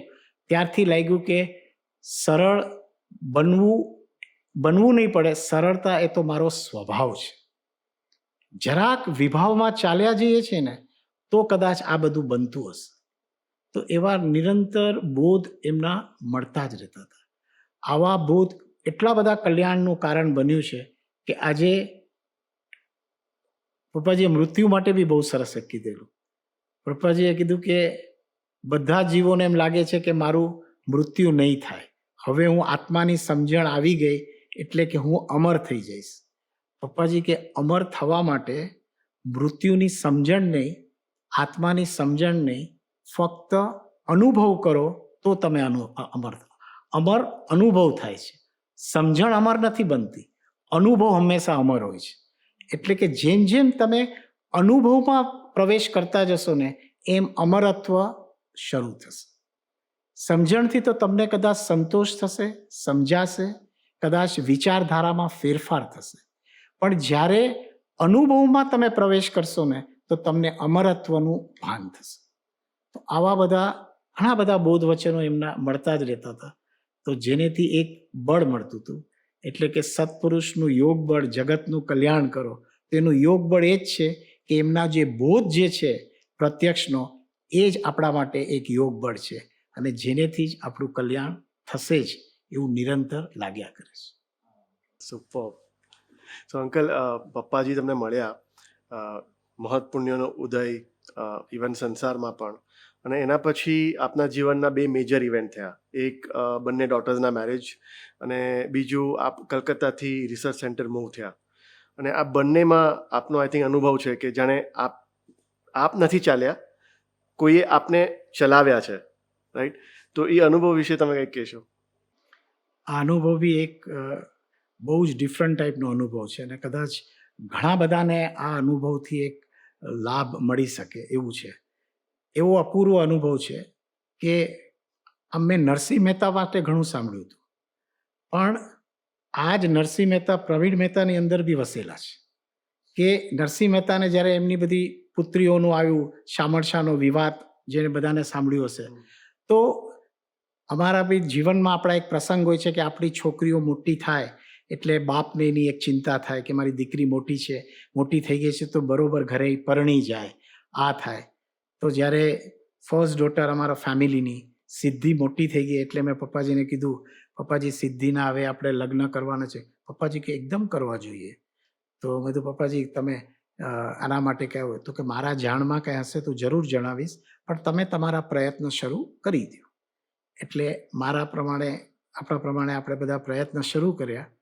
પછી પાછું મળવાનું હતું કે પપ્પાજીને કીધું કે પપ્પાજી બધે ગોતીએ છીએ પણ હજી સુધી મેળ બેસતો નથી. પપ્પાજી કીધું કે તમે પ્રયત્ન ચાલુ રાખો, તમને જે દિવસે એવું લાગે કે હવે આ મારાથી નહીં થાય ત્યારે હું શરૂ કરી દઈશ. અત્યારે એક જણ એક કાર્ય કરતું હોય એની વચ્ચે તો મારે ન અવાય ને. તો તમે આ કરી રહ્યા છો. તમને આપણે આગળ પણ વાત થયેલી દેવલાલીમાં કે જ્યારે પણ એવું કંઈ તમને આવશે તો હું તમને કહીશ, મારું હશે તો તમે મને કહેશો, તો તમારાથી થઈ જાય તો મને કહેજો. તો 1.5 થી 2 વર્ષ થયા. પપ્પાજીએ સિદ્ધિને બી કીધેલું અલગથી બોલાવીને કે તારા પપ્પાને જેટલો સમય જોતો હોય તું આપજે, ન થાય તો પપ્પાજી કહે છે કે પપ્પાજી હવે હું જે છે હું આશ્રમ ચાલી જઈશ, 2 વર્ષ સુધી તમે ટ્રાય કરી લ્યો. એટલે she told about 2 years. That is fine. 2 વર્ષ સુધી ટ્રાય કરી. કીધું પપ્પાજી now I hand over the case. એટલે પપ્પાજીએ કીધું કે fine, now I take up the matter. તમે હવે આમાં નથી તો હવે એને તમે આશ્રમ મોકલી આપો. તો પપ્પાજીએ મેં નેક્સ્ટ મંથ જ સિદ્ધિ એઝ કમ ડાઉન ટુ આશ્રમ આવી ગઈ. પછી 2, 3, 4 મહિના પછી હું કલકત્તાથી આશ્રમ આવતો. એકવાર અચાનક એવું બન્યું કે આપણી પરમ જ્ઞાન સભા હતી દાદરમાં વસંત સ્મૃતિમાં, અને જસ્ટ એક બ્રેક પડ્યો ત્યારે પપ્પાજીએ મને ઉપર બોલાવ્યો સ્ટેજ ઉપર કે આજે આપણે જે છે ને લંચ પછી આપણે મહેન્દ્રભાઈને ત્યાં જમવા જવાનું છે. બધું ઠીક છે, પપ્પાજી સાથે તો ક્યાંય પણ આપણે જમવા જવાનું હોય તો એક આપણા માટે અપૂર્વ પ્રસંગ જ છે. તો હું પપ્પાજી સાથે ગયો અને અમે બધા સાથે, તો મારી સાથે જયનીલ હતો અને પછી હું, પૂજ્ય નિલેશભાઈ, પપ્પાજી, બધા અમે લોકો રેખાબેનની ઘરે ગયા. મને એમ કે કદાચ હમણાં એ લોકો કંઈક નવા ફ્લેટમાં શિફ્ટ થયા છે સેન્ટાક્રુઝમાં, તો કંઈક હશે ફંક્શન એટલે સાથે લીધા છે. ત્યાં પછી મને પપ્પાજી કીધું કે તમે ઓલું કહેતા હતા ને કે સિદ્ધિનું આપણે કંઈક નક્કી કરવાનું છે, તો તમે મને સોંપ્યું તો આપણે આજે સિદ્ધિનું નક્કી કરી નાખીએ. હા પપ્પાજી, એકદમ કરી નાખીએ. તો કે આ વિરાગ છે એની સાથે આપણે સિદ્ધિનું નક્કી કરીએ. હા મેં તો પપ્પાજી તમે કર્યું હોય તો એકદમ બરોબર જ છે. તો પપ્પાજીએ કીધું કે રેખા જો તો ઘરમાં કાંઈ ગળ્યું કે ગોળ જેવું કંઈ હોય તો લઈ આવો. તો ત્યાં પપ્પાજીએ તરત જ વિરાગને કીધું કે સિદ્ધિને તું ગોળ ખવડાવ, સિદ્ધિને કીધું વિરાગને ગોળ ખવડાવ, અને પપ્પાજીએ પછી બંનેને ગોળ ખવડાવ્યો. અને પછી પપ્પાજીએ કીધું કે તમે આ નીતિનભાઈને અને મહેન્દ્રભાઈને તમે ગોળ ખવડાવી દો, અને હવે આપણે એક ફોટો લઈ લઈએ. પપ્પાજી કીધું આ ફોટો બધાને ચાલ્યો જશે ને એટલે કહેવાય કે ગોળ ખવાઈ ગયો. એટલે પ્રસંગો ક્ષણના જ હોય છે, પણ એના નિર્ણયો લેવામાં આપણે ઘણો બધો સમય લગાડી દેતા હોઈએ. તો પપ્પાજી એવી રીતે ગોળ ખાઈ લીધો. પછી અમે લોકો જમવા બેઠા. એટલે તો પપ્પાજી પુનિતાને નથી કીધું, હા એ તો રહી ગઈ કે. તો પપ્પાજીએ કીધું તમે ફોન નહીં કરતા, હું ફોન કરીશ. તો પપ્પાજીએ પુનિતાને કીધું આપણે અત્યારે સિદ્ધિનો ગોળ ખાઈ લીધો છે. હવે મારા ઘરે જ્યારે વાત કરી મમ્મીને બધાને, અમારા ઘરનો પહેલો પ્રસંગ, અને આટલું સરળતાથી આ વસ્તુ બની ગઈ તો બધા આમ જેને કહેવાય ને અચંબો લાગે કે વસ્તુ જ્યારે ગોઠવાય છે ત્યારે જ્ઞાનીઓ પ્રસંગને મહત્વ ક્યારે નથી આપતા. એ મેં જોયું. એમને જે કાર્ય, જે ઉદય જે છે ને એને કેટલો પોતાનાથી અલગ રાખે છે કે આવા કોઈ પણ ઉદય હોય એ પોતાનામાં જ રહે છે, નિર્ણય લે છે અને નિર્ણયથી બહાર આવી જાય છે. તો એવી જ રીતે ફટ કરીને એક સિદ્ધિનો પ્રસંગ અમારો પૂરો થયો અને એમને ગોઠવી આપ્યું. પછી બીજી ડોટર આયુષીની. હવે આ બધાનું કારણ તમને આગળ કહીશ કે કેવી રીતે જ્ઞાનીઓ ગોઠવતા જતા હોય છે. પછી આયુષીની વાત આવી તો પપ્પાજીએ કીધું કે તમે આને ઓળખો છો? કલકત્તા અમે મુંબઈ આવ્યા હતા માઉન્ટ યુનિકમાં, કે આ ભરત ચીનીવાલા કરી છે. હા બધું પપ્પાજી કલકત્તા આવી ગયું છે આવી રીતે. તો કે આપણે જે છે ને હવે આયુષીનું એની સાથે ગોઠવીએ છીએ. કારણ કે આયુષી વખતે તો મેં પહેલાં જ પપ્પાજીને કહી દીધું હતું કે પપ્પાજી હવે હું કંઈ આયુષીનું ગોતવાનો નથી, કારણ કે મને સિદ્ધિનો અનુભવ થઈ ગયો હતો. તો હવે અનુભવ થઈ ગયા પછી આપણે આવા કંઈ કાર્ય કરવાની જરૂર નથી. તો તરત જ મેં પપ્પાજી કીધું કે આવી રીતે આ ભરત સાથે આપણે નક્કી કરી રહ્યા છે. તો પપ્પાજી એકદમ બરોબર છે તમે જે નક્કી કર્યું છે. પછી પપ્પાજીએ પુનિતાને જુલાઈમાં ફોન કર્યો કે આવી રીતે આપણે, તમે કોઈ દિવસ કોઈ ચક્રવર્તીના વાત સાંભળી છે? તો કે ના પપ્પાજી, ચક્રવર્તીનું તો મેં સાંભળ્યું કે આવી રીતે ચક્રવર્તી હોય અને પછી બધા ચક્રવર્તી ભગવાન બને, તો કે આપણે આયુષ્ય માટે કોઈ ચક્રવર્તી ગોઈતો છે. તો એ હવે આપણે આયુષ્યને હવે એ સંભાળ રાખશે. તો એમ કરીને પપ્પાજીએ કહી દીધું કે હવે આપણે આયુષ્યનું આવી રીતે નક્કી કરીએ છીએ. તો આવા જીવનના જે બે મોટા બે પ્રસંગો હોય એ કેટલું એક સાધારણ રીતે, એટલે કે એટલું સામાન્ય રીતે એને કરી નાખ્યું કે અમારા બે પુત્રીના લગ્ન થઈ બી ગયા, એનું કંઈ જ પ્રકારનું કંઈ ખબર જ ન પડી. અને બધું પપ્પાજીએ એકદમ એવી રીતે ગોઠવી આપ્યું. ખાલી આયુષીના જ્યાં નક્કી કર્યું ને ત્યારે મને કીધું કે મેં તમારી પાસે સાથે 5 મિનિટનું એક કામ છે. કીધું પપ્પાજી હા જરૂર આવું છું. તો પપ્પાજી મને રૂમમાં જઈને કીધું હવે આ દીકરીઓનું કામ પતી ગયું છે, પણ તમારું કામ બાકી છે. કીધું પપ્પાજી કયો ને કયું હવે મારું કામ બાકી છે? હવે તમે કલકત્તાથી જો અહીં આવી જાઓ મુંબઈ અને હવે આશ્રમમાં જ રહ્યો તો આગળ આપણને ઘણું આશ્રમનું કાર્ય રહેશે, તો આપણે એ કામ સાથે કરી શકશું. તમને તો ખબર છે હવે થોડી મારી ઉંમર થઈ ગઈ છે, એટલે હું બધું કામ કરી શકું કે ન કરી શકું. સો ફોર હેલ્પ માટે જો તમે આવી શકો તો તમે કલકત્તા. અમે તો પપ્પાજી આ તરત જ તો કે કંઈક લગ્ન તમે લોકોએ કંઈક માર્ચમાં ગોઠવ્યા છે, તો તમારું આવવાનું ક્યારે થશે? મારું સરળતાથી જ કહેવાય ગયું પપ્પાજી મહાવીર જયંતિ છે એપ્રિલમાં, તો ત્યારે હું આવી જઈશ. પપ્પાજી કે એકદમ બરોબર. નિર્ણય સમય લઈ લેવાથી કાર્ય બહુ તુરંતમાં પતી જાય છે. એટલી જ મિટિંગ હતી 5 મિનિટની, અને એ ત્યારે મેં ઘરે જઈને નહોતું કીધેલું કે આવી રીતે છે, પણ બધું લગ્ન થઈ ગયા આ બધા પ્રસંગો પછી તરત જ મેં સંદીપને ને મધરને કીધું. તો સંદીપને એકવાર લાગ્યું તો કે કારણ કે અમે લોકો બે ભાઈ વર્ષોથી સાથે જ અમારો વેપાર ઘરમાં બધું સાથે જ છે, તો એ કે તું આવી રીતે ચાલ્યો જઈ તો શું થઈ જશે? બધું કદાચ મને એની માટે જ પપ્પાજી બોલાવી રહ્યા છે કે હોઈ શકે આપણને બધાને જ પપ્પાજી આગળ બોલાવી લે. તો આ એટલું સહજ રીતે બન્યું. તો ત્યારે મને એક વિચાર આવ્યો કે આ બધું પુણ્યના કારણે થતું હશે કે આ બધું આપોઆપ જ્ઞાની ગોઠવી દેતા હશે? એવો એક અંદર વિકલ્પ આવ્યો મને, જે મેં પપ્પાજીને કીધું કે પપ્પાજી આ બધું પુણ્ય ગોઠવે છે કે આ આપની આપ હાજર છો એટલે આપની આજ્ઞા ગોઠવે છે? પપ્પા કે પુણ્ય હોય ને એને જ આવી આજ્ઞા મળે. એટલે ત્યારે મને સમજાણું કે પુણ્યનો બહુ ઉપયોગ નથી, ઉપયોગ આજ્ઞાનો છે. એ કે આજ્ઞાનું આરાધન એ જ ધર્મ છે આપણું. ત્યારે જ મને સમજાણું કે મહત્તા પુણ્યની નથી હોતી, મહત્તા આજ્ઞાની હોય છે. અને એ આજ્ઞા તેને જ મળે છે જેનું પુણ્યનો ઉદય હોય છે. એટલે મેં કીધું આવી આજ્ઞા તો શ્રેષ્ઠ પપ્પાજી મળી, તો એનેથી મને એક ધન્યનું થયું કે જો આવી આપણે આજ્ઞા પુણ્યને જો આપણે આવી રીતે આજ્ઞા માટે વાપરીએ તો આ પુણ્ય આપણા મુક્તિનું કારણ થઈ શકે. કારણ કે મને ઘણીવાર એવું લાગતું સાગરભાઈ કે હજી સુધી જીવનમાં કંઈક ઓછાપો એવું નહોતું લાગ્યું કે જ્યારે જે વસ્તુ જોતી હોય પૂરતા પૈસા, પૂરતો સંબંધો, પૂરતો પરિવાર, બધું એકદમ ગોઠવાયેલું જ લાગતું. એટલે લાગતું હોય કે આ બધું પુણ્યને કારણે છે.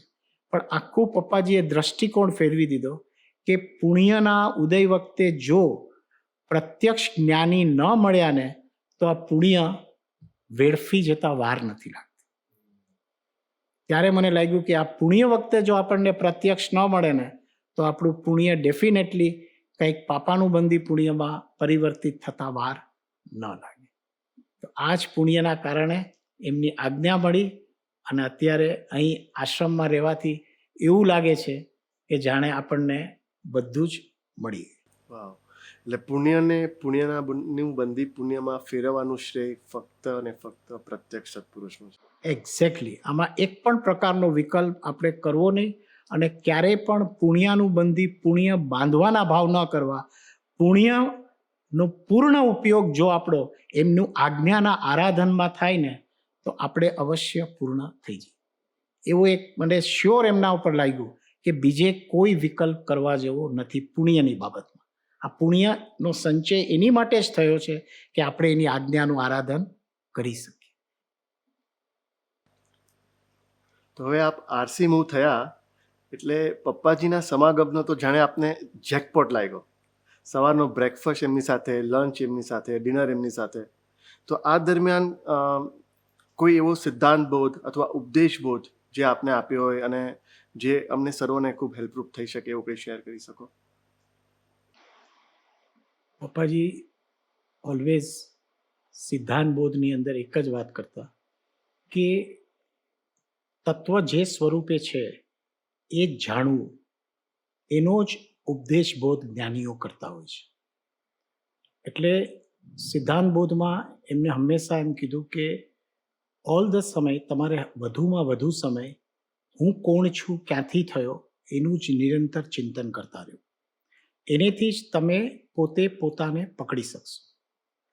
પણ સાથોસાથ એને કીધું પોતે પોતાને પકડવા છતાં મને પકડી રાખશો ને તો તમે પોતાને પકડીશ. એટલે ત્યારે એમને મને કહેવાનું કારણ એમ હતું કે જ્યારે આપણે સત્પુરુષને પકડી રાખીએ છીએ ત્યારે જ આપણે સતને પકડી શકીએ છીએ. આ પપ્પાજીની હંમેશા રહેતી કે ક્યારેક કોઈ ચીજ છોડવાનું નહોતા કહેતા. પપ્પાજી કે તમે શું છોડો છો ને એ ઇમ્પોર્ટન્ટ નથી, તમે શું પકડો છો ને એ બહુ ઇમ્પોર્ટન્ટ છે. એટલા માટે જીવ હંમેશા શું ત્યાગ કરવો, શુંમાં ફેરફાર કરવો એમાં લાગે છે. પપ્પાજી કહે છે ત્યાગ કરતા તમે શું પકડી રહ્યા છો, તમે શું પ્રાપ્ત કરવા માટે આ મહેનત કરી રહ્યા છો એની ઉપર લક્ષ્ય રાખો. એટલે હંમેશા એ એમનું એકદમ જ ડિફરન્ટ પ્રકારનું હંમેશા લાગતું. ઘણાનો એવો મંતવ્ય રહેતો હોય કે ખાસ કરીને જૈન ધર્મના જે બધા સાથે જોડાયેલા હોય તેમાં ઘણું બધું ત્યાગ ને વૈરાગ્ય ઉપરનું હોય, પણ એમના આખા ત્યાગ અને વૈરાગ્યના એકદમ ડિફરન્ટ કોન્સેપ્ટ રહેતા. એ હંમેશા કહેતા ત્યાગ એક પ્રેમ છે કે જ્યારે કોઈ વસ્તુથી આપણે મુક્ત થવું હોય તો તમારે પ્રેમપૂર્વક મુક્ત થવું હોય. તમે બટેટાને તરછોડી ન શકો, તમારે બટેટાને પંપાળીને મુક્ત થવું પડે. તો આવું ઘણીવાર થતું જૈન દર્શન, જૈનો જેટલા બધા જૈન માર્ગમાં હોય તે કે કંદમૂળનો ત્યાગ કરવાનો, આ ત્યાગ કરવાનું, આ પાલન કરવાનું. પણ પપ્પાજી હંમેશા કહેતા કે તું શું પ્રાપ્ત કરે છે ને એ વધારે અગત્યનું છે. નહીં તો શું બનશે, હંમેશા એવું રહ્યા કરશે કે મેં આ બધું છોડ્યું છે, પણ જે પકડ્યું છે ને એ મારા કલ્યાણનું કારણ નથી. તો ફરી પાછો તું ફક્ત ઉપશમ કરીશ અને એને દબાવીશ અને પાછું એ જ તીવ્રતાથી પાછું હાજર થશે. તો આખો કોન્સેપ્ટ પપ્પાજીનો એકદમ ડિફરન્ટ ટાઈપનો કોન્સેપ્ટ. તમને એક બહુ ઇમ્પોર્ટન્ટ એમનો કોન્સેપ્ટ આપણા બધા માટે બહુ અગત્યનો છે, જે એમણે આપણા બધા પાસે કરાવ્યો. એ છે કે તેઓ ક્યારેય ઉપશમનો પુરુષાર્થ નહોતા કરાવતા, તે હંમેશા ક્ષયનો પુરુષાર્થ કરાવતા. એટલે કે વસ્તુને મૂળમાંથી કેવી રીતે કાઢવી, વસ્તુનું કારણ જ કાઢી નાખો તો એ જ એનું નિવારણ છે. આપણે હંમેશા કદાચ કોઈ પદાર્થનો ત્યાગ કરીએ છીએ, કોઈ સંબંધોને આપણે અવોઇડ કરીએ છીએ કે આનેથી મને વિકલ્પો થાય છે. પપ્પાજી કે એમ નહીં, જ્યાં વિકલ્પ થતા હોય ને ત્યાં તમારે વધારે હાજર રહેવાનું, હાજર રહી અને તમારે પ્રેમપૂર્વક એનેથી મુક્ત થવાનું. આ પપ્પાજી એક મુક્તિ માર્ગનું એક ગુડ રહસ્ય અહીં આપેલું કે જે કામ પ્રેમ કરી શકે છે ને એ કોઈ જ નથી કરી શકતો. આ જ ગુણમાં એટલી તાકાત છે કે એ ગુણ વિકસવાથી જ સર્વ ગુણનો સમાવેશ એની અંદર થઈ જાય છે. એટલે આપણે જે એને પ્રેમાચાર્યજી તરીકે ઓળખીએ છીએ ને એનું કારણ જ એમ છે કે એમણે પ્રેમમાં નિપુણતા કેળવી છે. એ પ્રેમના આચાર્ય બન્યા. કદાચ આપણે પ્રેમને કંઈક બીજી રીતે સમજતા હશું, પણ એવો પ્રેમના આચાર્ય બની ગયા. તો આમ જેમ જેમ વધુ સમય પપ્પાજીની સાથે અહીંયા રહેવાનું બનતું ત્યારે પપ્પાજી હંમેશા નવા નવા દ્રષ્ટિકોણથી અમને શીખવાડતા. ત્યારે ઘણા બધા લોકો સાથે અમે લોકો નાસ્તો કરતા, બધું કરતા. રોજ સવારે આફ્ટર બ્રેકફાસ્ટ એક બોધ વચન આપે, એક વાર્તા આપે. આપણને એમ લાગે કે આપણે એક ગુરુકુળમાં છીએ. જેમ ગુરુકુળમાં આપણને કેવી રીતે બધી રીતે આપણું આહારની વ્યવસ્થા હોય, પછી આપણા શિક્ષણની વ્યવસ્થા હોય, એમ આખી વ્યવસ્થા પપ્પાજીએ આ આશ્રમમાં ગોઠવી આપેલી. તો આપણને ત્યારે નહોતું ખબર કે આ ગુરુકુળ એ કેવું હોય. એ તો આપણે મહાભારતની સિરિયલમાં જોયું હોય કે દ્રોણાચાર્યની અંદર આ બધા અર્જુન ને બધા આવતા ભણવા. તો એવી જ રીતે પપ્પાજી બધાને એક એક રીતે તૈયાર કરતા. પપ્પાજીએ ભીમને બી તૈયાર કર્યા, પપ્પાજી અર્જુનને બી તૈયાર કર્યા, પપ્પાજીએ નકુલ, સહદેવ, યુધિષ્ઠિર બધાને તૈયાર કર્યા. આ જ્ઞાની છે કે કોઈ પણ પ્રકારના આપણા ઉદય આવે એની તૈયારી પપ્પાજી કરાવતા. તો આવી તૈયારી એ પપ્પાજી એટલી સરસ કરાવી કે હવે ક્યારે કોઈ ઉદયો આવે છે અને એ ચાલ્યા જાય છે, આપણને કોઈ અસર બહુ કરતા નથી. જ્ઞાની જે કરે એમાં પરમાર્થ જ હોય, એ જ પરમાર્થ હોય. એમ છતાં મુમુક્ષોને ઘણીવાર એ વાત સાંભળતા વિચારતા વાર લાગી જાય છે. તો એવું કોઈ પ્રસંગ છે કે જેમાં પપ્પાજીએ પછી પાછળથી એનું ક્લેરિફિકેશન કર્યું હોય? એકદમ જ પપ્પાજી દરેક વસ્તુને એકદમ ક્લેરિટીથી કહેતા. હવે સૌથી ઇમ્પોર્ટન્ટ એ છે કે આપણે જેટલો પરમાર્થ કરીએ છીએ તો આપણને એમ જ લાગતું હોય કે આપણે જે વાંચન કરીએ છીએ, સમજીએ છીએ, લખીએ છીએ, પછી કંઈક સત્સંગ બોલીએ છીએ, આ જ બધો પરમાર્થ છે. પપ્પાએ કીધું કે આખો પરમાર્થ રહેલો છે તમારી સેવાની અંદર. એટલું મોટું મહત્વ પપ્પાએ સેવાને આપ્યું. સેવા વગર કોઈ સાધના કરી શકતો નથી. અને એ સેવાને લઈને ઘણા બધા મુમુક્ષુઓને જ્યારે આપણા આશ્રમ ઘણા બધી સેવા પ્રવૃત્તિઓમાં જોડાણાય ત્યારે બધાને થોડાક વિકલ્પો થતા. તો દરેક સેન્ટરના અમુક મુમુક્ષુઓને મળીએ તો કે હવે ધીરે ધીરે આપણે વધુ સમય સાના ખાખરામાં હોય, પૂરો કહીએ, આપણા બીજા બધા પ્રોડક્ટ્સો હોય એના વેચાણમાં અને બીજી બધી ઇતર પ્રવૃત્તિઓમાં આપણે વધુ છીએ, પણ જે કાર્ય આપણે આપણા આત્મા માટે કરવાનું હોય ને એ નથી થતું. તો આ બધા અપડેટ્સ છે ને પૂજ્ય પપ્પાજીને જ્યારે આપતા ત્યારે પપ્પાજી એકદમ બધા અપડેટ સાંભળીને પછી કે તો તમને લોકોને શું લાગે છે? આ તો બધા મુમુક્ષુએ કીધું. તો બધું પપ્પાજી એ લોકો આમ કહે છે તો આપણે તમારો ઘણો બધો સમય પપ્પાજી આ સાના કાર્યમાં કે સાના જે બધા આપણા વર્ક ટીમ હોય એની સાથે બી ઘણો સમય જાય છે. તો ઘણા લોકોનું એવું છે કે પપ્પાજી તમે વધુ સમય સત્સંગ આપો.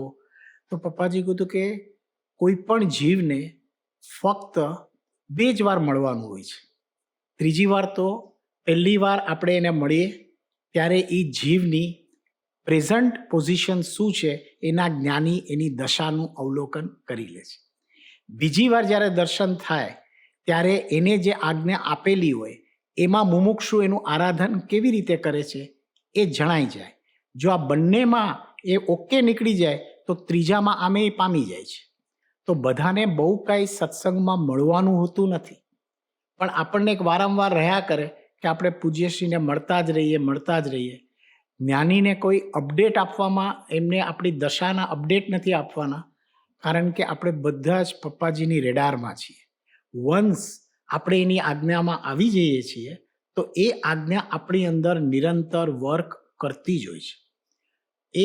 ઇટ ઇઝ ઓલરેડી એનું વર્કિંગ એટલું ચાલે છે કે આજ્ઞાના આપણને પરિણામો મળતા જ રહે છે. તો આ હંમેશા એવું રહેતું કે થોડાક મુમુક્ષુને એવા વિકલ્પો રહેતા કે પપ્પાજી આ બધું હોય તો આ કેવી રીતે થાય? તો પપ્પાજી તરત જ એ બધાનું નિવારણ આપતા. અને સેવાના કાર્ય માટે તેઓએ ખાસ વિશેષ કીધેલું કે જે સેવક નથી બનતો એ ક્યારે સાધક નથી બની શકતો. કારણ કે સેવા એ જ એક માધ્યમ છે જેને લીધે જ્ઞાની આપણા બાકી રહેલા કર્મને એ પ્રસ્તુત કરે છે, એ આપણને હાજર કરાવી દે છે કે આ પણ તારા બધા કર્મ છે. એકવાર જેને સેવામાં ફાવી ગઈ એટલે કે સેવા દ્વારા કર્મને કેમ ટેકલ કરવા એ જો ફાવી ગયું તો એને પછી બીજું કંઈ કરવાનું રહેતું નથી. તો સેવા જ આપણો એવો એક વ્યવહાર છે કે જે વ્યવહારથી આપણે કર્મથી મુક્ત થઈ જઈએ છીએ. નિશ્ચય તો આપણે આત્મા છીએ જ, પણ જે આપણા કર્મો રહી ગયા છે એ સેવા દ્વારા પૂર્ણ થશે. અમને એક બહુ સરસ વાક્ય કીધેલું કે આપણને બીજાને સારું લગાડવાની કોશિશ કરીએ છીએ, બીજાને આપણે સાચા કરવાની કોશિશ કરીએ છીએ. એ બધાની અંદર આપણો લક્ષ્ય એ જ હોવો જોઈએ કે આ જે સાચું અને સારું જે છે એ મને એમની પાસેથી જ મળવાનું છે. માટે જેટલું મને એ સાચો લાગશે ને એટલું મને સત્યનું ભાન થશે. તો આવા ઘણા બધા બોધ વચનો એમની સાથે રહીને મળ્યા અને એક ગાઈડન્સ મળતી રહી. અમને એક એવો વિકલ્પ રહેતો, પૂજ્યશ્રી જ્યારે કલકત્તા આવતા અને આ પ્રોજેક્ટ ખાસ કરીને પૂજ્ય નિલેશભાઈએ લીધેલો, ન્યૂઝપેપર કલેક્શન. હવે દરેક સેન્ટરને એક ટાર્ગેટ આપેલું હોય. તો પપ્પાજી કલકત્તા આવ્યા ત્યારે કલકત્તાનું એક ટાર્ગેટ હોય. તો મેં પપ્પાજીને કીધું કે પપ્પાજી આ ટાર્ગેટ તો આપેલું છે પણ એટલું કલેક્શન નથી થતું અને આખા દિવસની મહેનત પછી માંડ ખાસ એક થોડા ઘણા જ રૂપિયા આમાંથી આપણને મળે છે. તો એ બધા રૂપિયા બધા એમને આપી દેવા તૈયાર છે. એની કરતાં આપણે આ ન્યૂઝપેપરની ડ્રાઈવ ન કરીએ અને એટલા રૂપિયા આપણને બીજેથી મળી રહે તો પપ્પાજી ચાલે? તો પપ્પાજીએ તરત કીધું, તમારી વાત એકદમ સાચી છે અને એના માટે સાચી છે જેઓ એમ સમજે છે કે આ ન્યૂઝપેપરની ડ્રાઈવ પૈસા ભેગા કરવા માટે છે. આ પૈસા ભેગા કરવા માટે નથી, આ આપણી મુનિ દશાની તૈયારી માટે છે. આગળ આપણે મુનિ દશામાં પ્રવેશ કરશું તો આપણે દરેક ઘરે ઓરાવા માટે જશું કે નહીં જશું? આજે તમને એમ લાગે છે કે હું કોઈની ઘરે ન્યૂઝપેપર માંગવા જાઉં છું, ઓલો દરવાજો બંધ કરી દે છે તો મારું અપમાન થાય છે. તો તમે આજે ઓલ્ટરનેટિવ લાવ્યા છો કે એની જગ્યાએ અમે પૈસા આપી દઈએ. તો કોઈ પણ સેવાનું ઓલ્ટરનેટિવ નથી હોતું. સેવા તો એ જ હોય કે જે આપણને આપણા કર્મથી મુક્ત કરાવે. આવા બધા બોધ એક પછી એક એવા આપતા કે આપણે અંદરથી આપણી અંદર જે છે ને એક આમ હલનચલન થઈ જાય. કારણ કે જ્યાં આપણી માન્યતા તૂટે ને ત્યાં જીવ હલે છે. કારણ કે આપણી માન્યતા એ આપણી અનાદિકાળની ભૂલ છે. જે પપ્પાજી કહે છે કે આપણે એને ભેગી જ કરતા ગયા છે.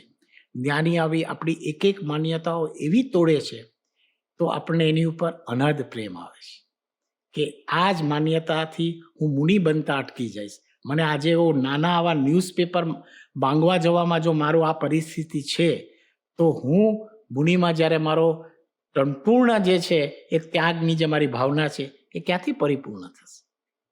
એટલે આવો પ્રકારનો પપ્પાજી ત્યાગ કરાવતા કે તમારી માન્યતાનો ત્યાગ કરો. ત્યાગ કરવો હોય તો તમારા આગ્રહનો ત્યાગ કરો. તો આવા આગ્રહ અને માન્યતાના ત્યાગ ઘણા બધા મુમુક્ષુઓને કલ્યાણકારી નીવડે છે. સાગરભાઈ, એક વસ્તુ પૂજ્ય પપ્પાજીમાં બહુ જ ડિફરન્ટ રીતે જોવાની કે જ્યારે કોઈ મુમુક્ષુ આવીને કહેતા કે પપ્પાજી ઘરમાં અમુક લોકો અમારી વાત માનતા નથી, કે કોઈ મારો સન હોય એને મારે કેટલી વાર કહેવાનું.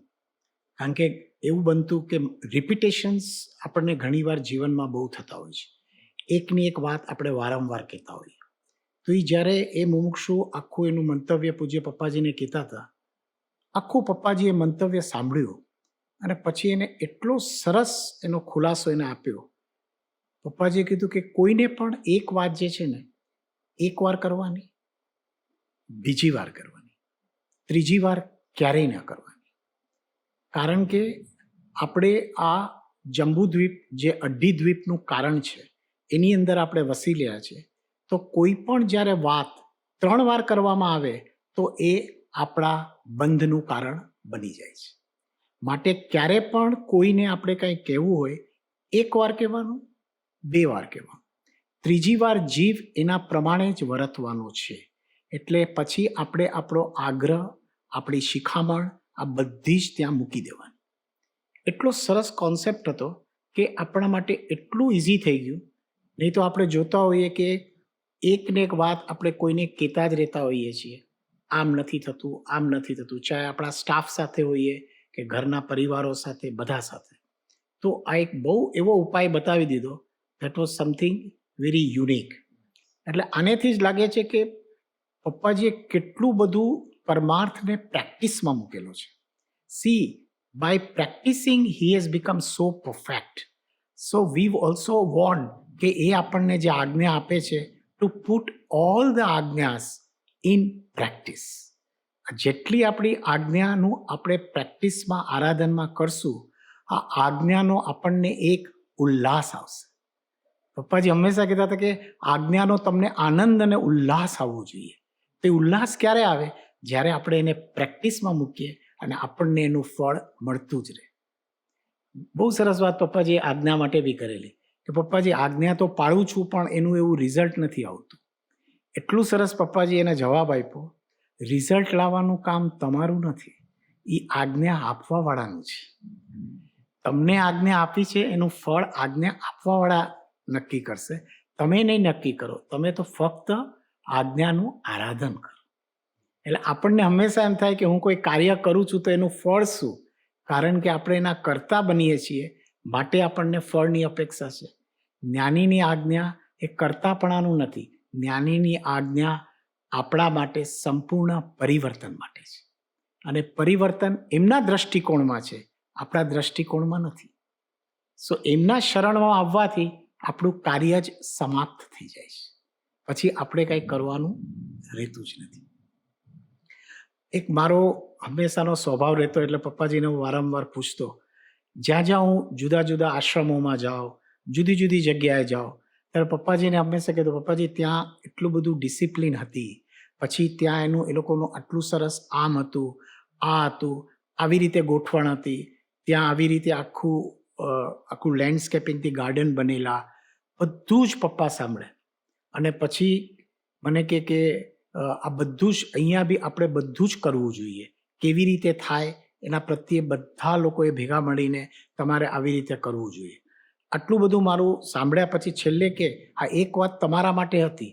મેં તો પપ્પાજી શું કે હંમેશા ધ્યાન રાખજો, પ્રભાવિત થવા કરતાં સ્વાભાવિક થજો. એટલે કે હંમેશા ધ્યાન રાખજો, આપણે જ્યારે પ્રભાવિત થઈ જઈએ છીએ ત્યારે આપણે આપણા સ્વભાવથી બહાર નીકળી જઈએ છીએ. ઓલ ધ સમય આપણને જો વિભાવમાં ન જવું હોય તો આપણે પ્રભાવિત ન થવું.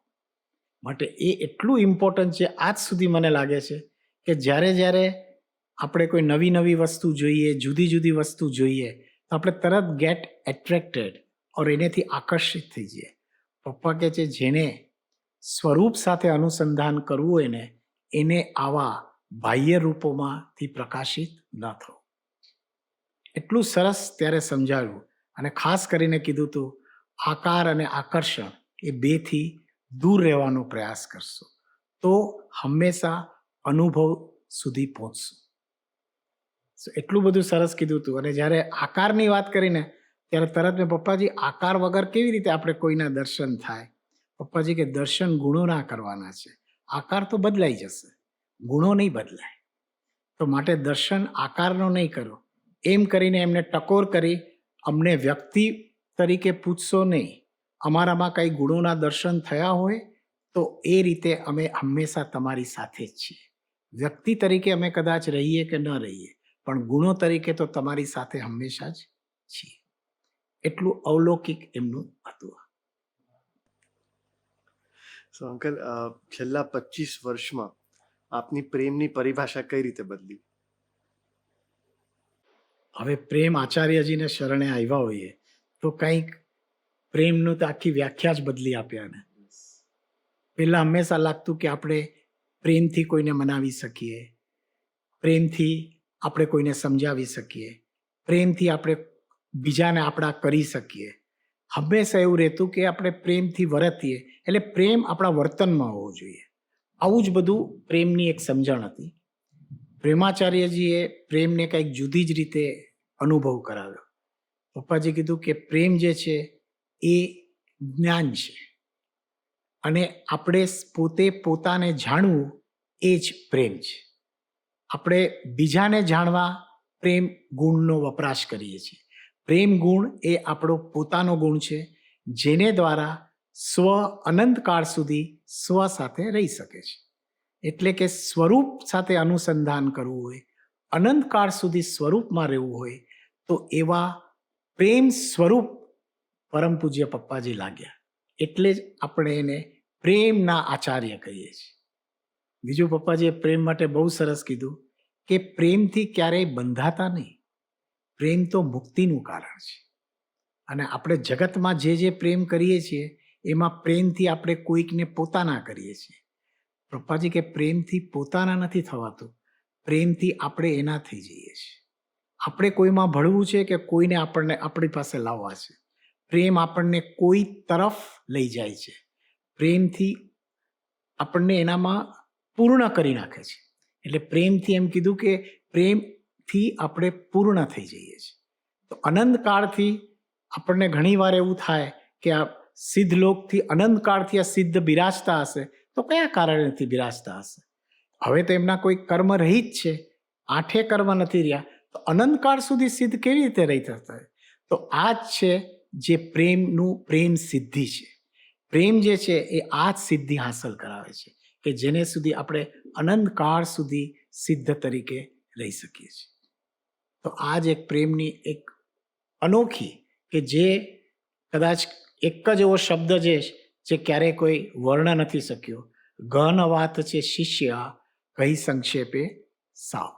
એટલે એવી આ એક વાત છે જે આપણે પ્રેમાચાર્યજીની અંદર જોયું, અને જ્યાં એમની પ્રેમનું આ વ્યાખ્યા સાંભળી ત્યારે આપણી બધી માન્યતા પ્રેમની બદલાઈ ગઈ. આને જ આપણે પરિવર્તન કહીશું. Nice. All right, uncle. Now what we're gonna do is we're gonna change the gear. ઓહ, હું તમને 5 ક્વેશ્ચન પૂછીશ ઇન અ રેપિડ રાઉન્ડ, અને જે તમારા મનમાં પહેલો શબ્દ આવે એ તમારે કહેવાનો. વાહ, વેરી ડિફરન્ટ. એટલે અત્યાર સુધીના બધું બરોબર હતું ને? એકદમ પરફેક્ટ. સો પપ્પાજીનું સૌથી સ્પર્શ થઈ ગયેલું વાક્ય.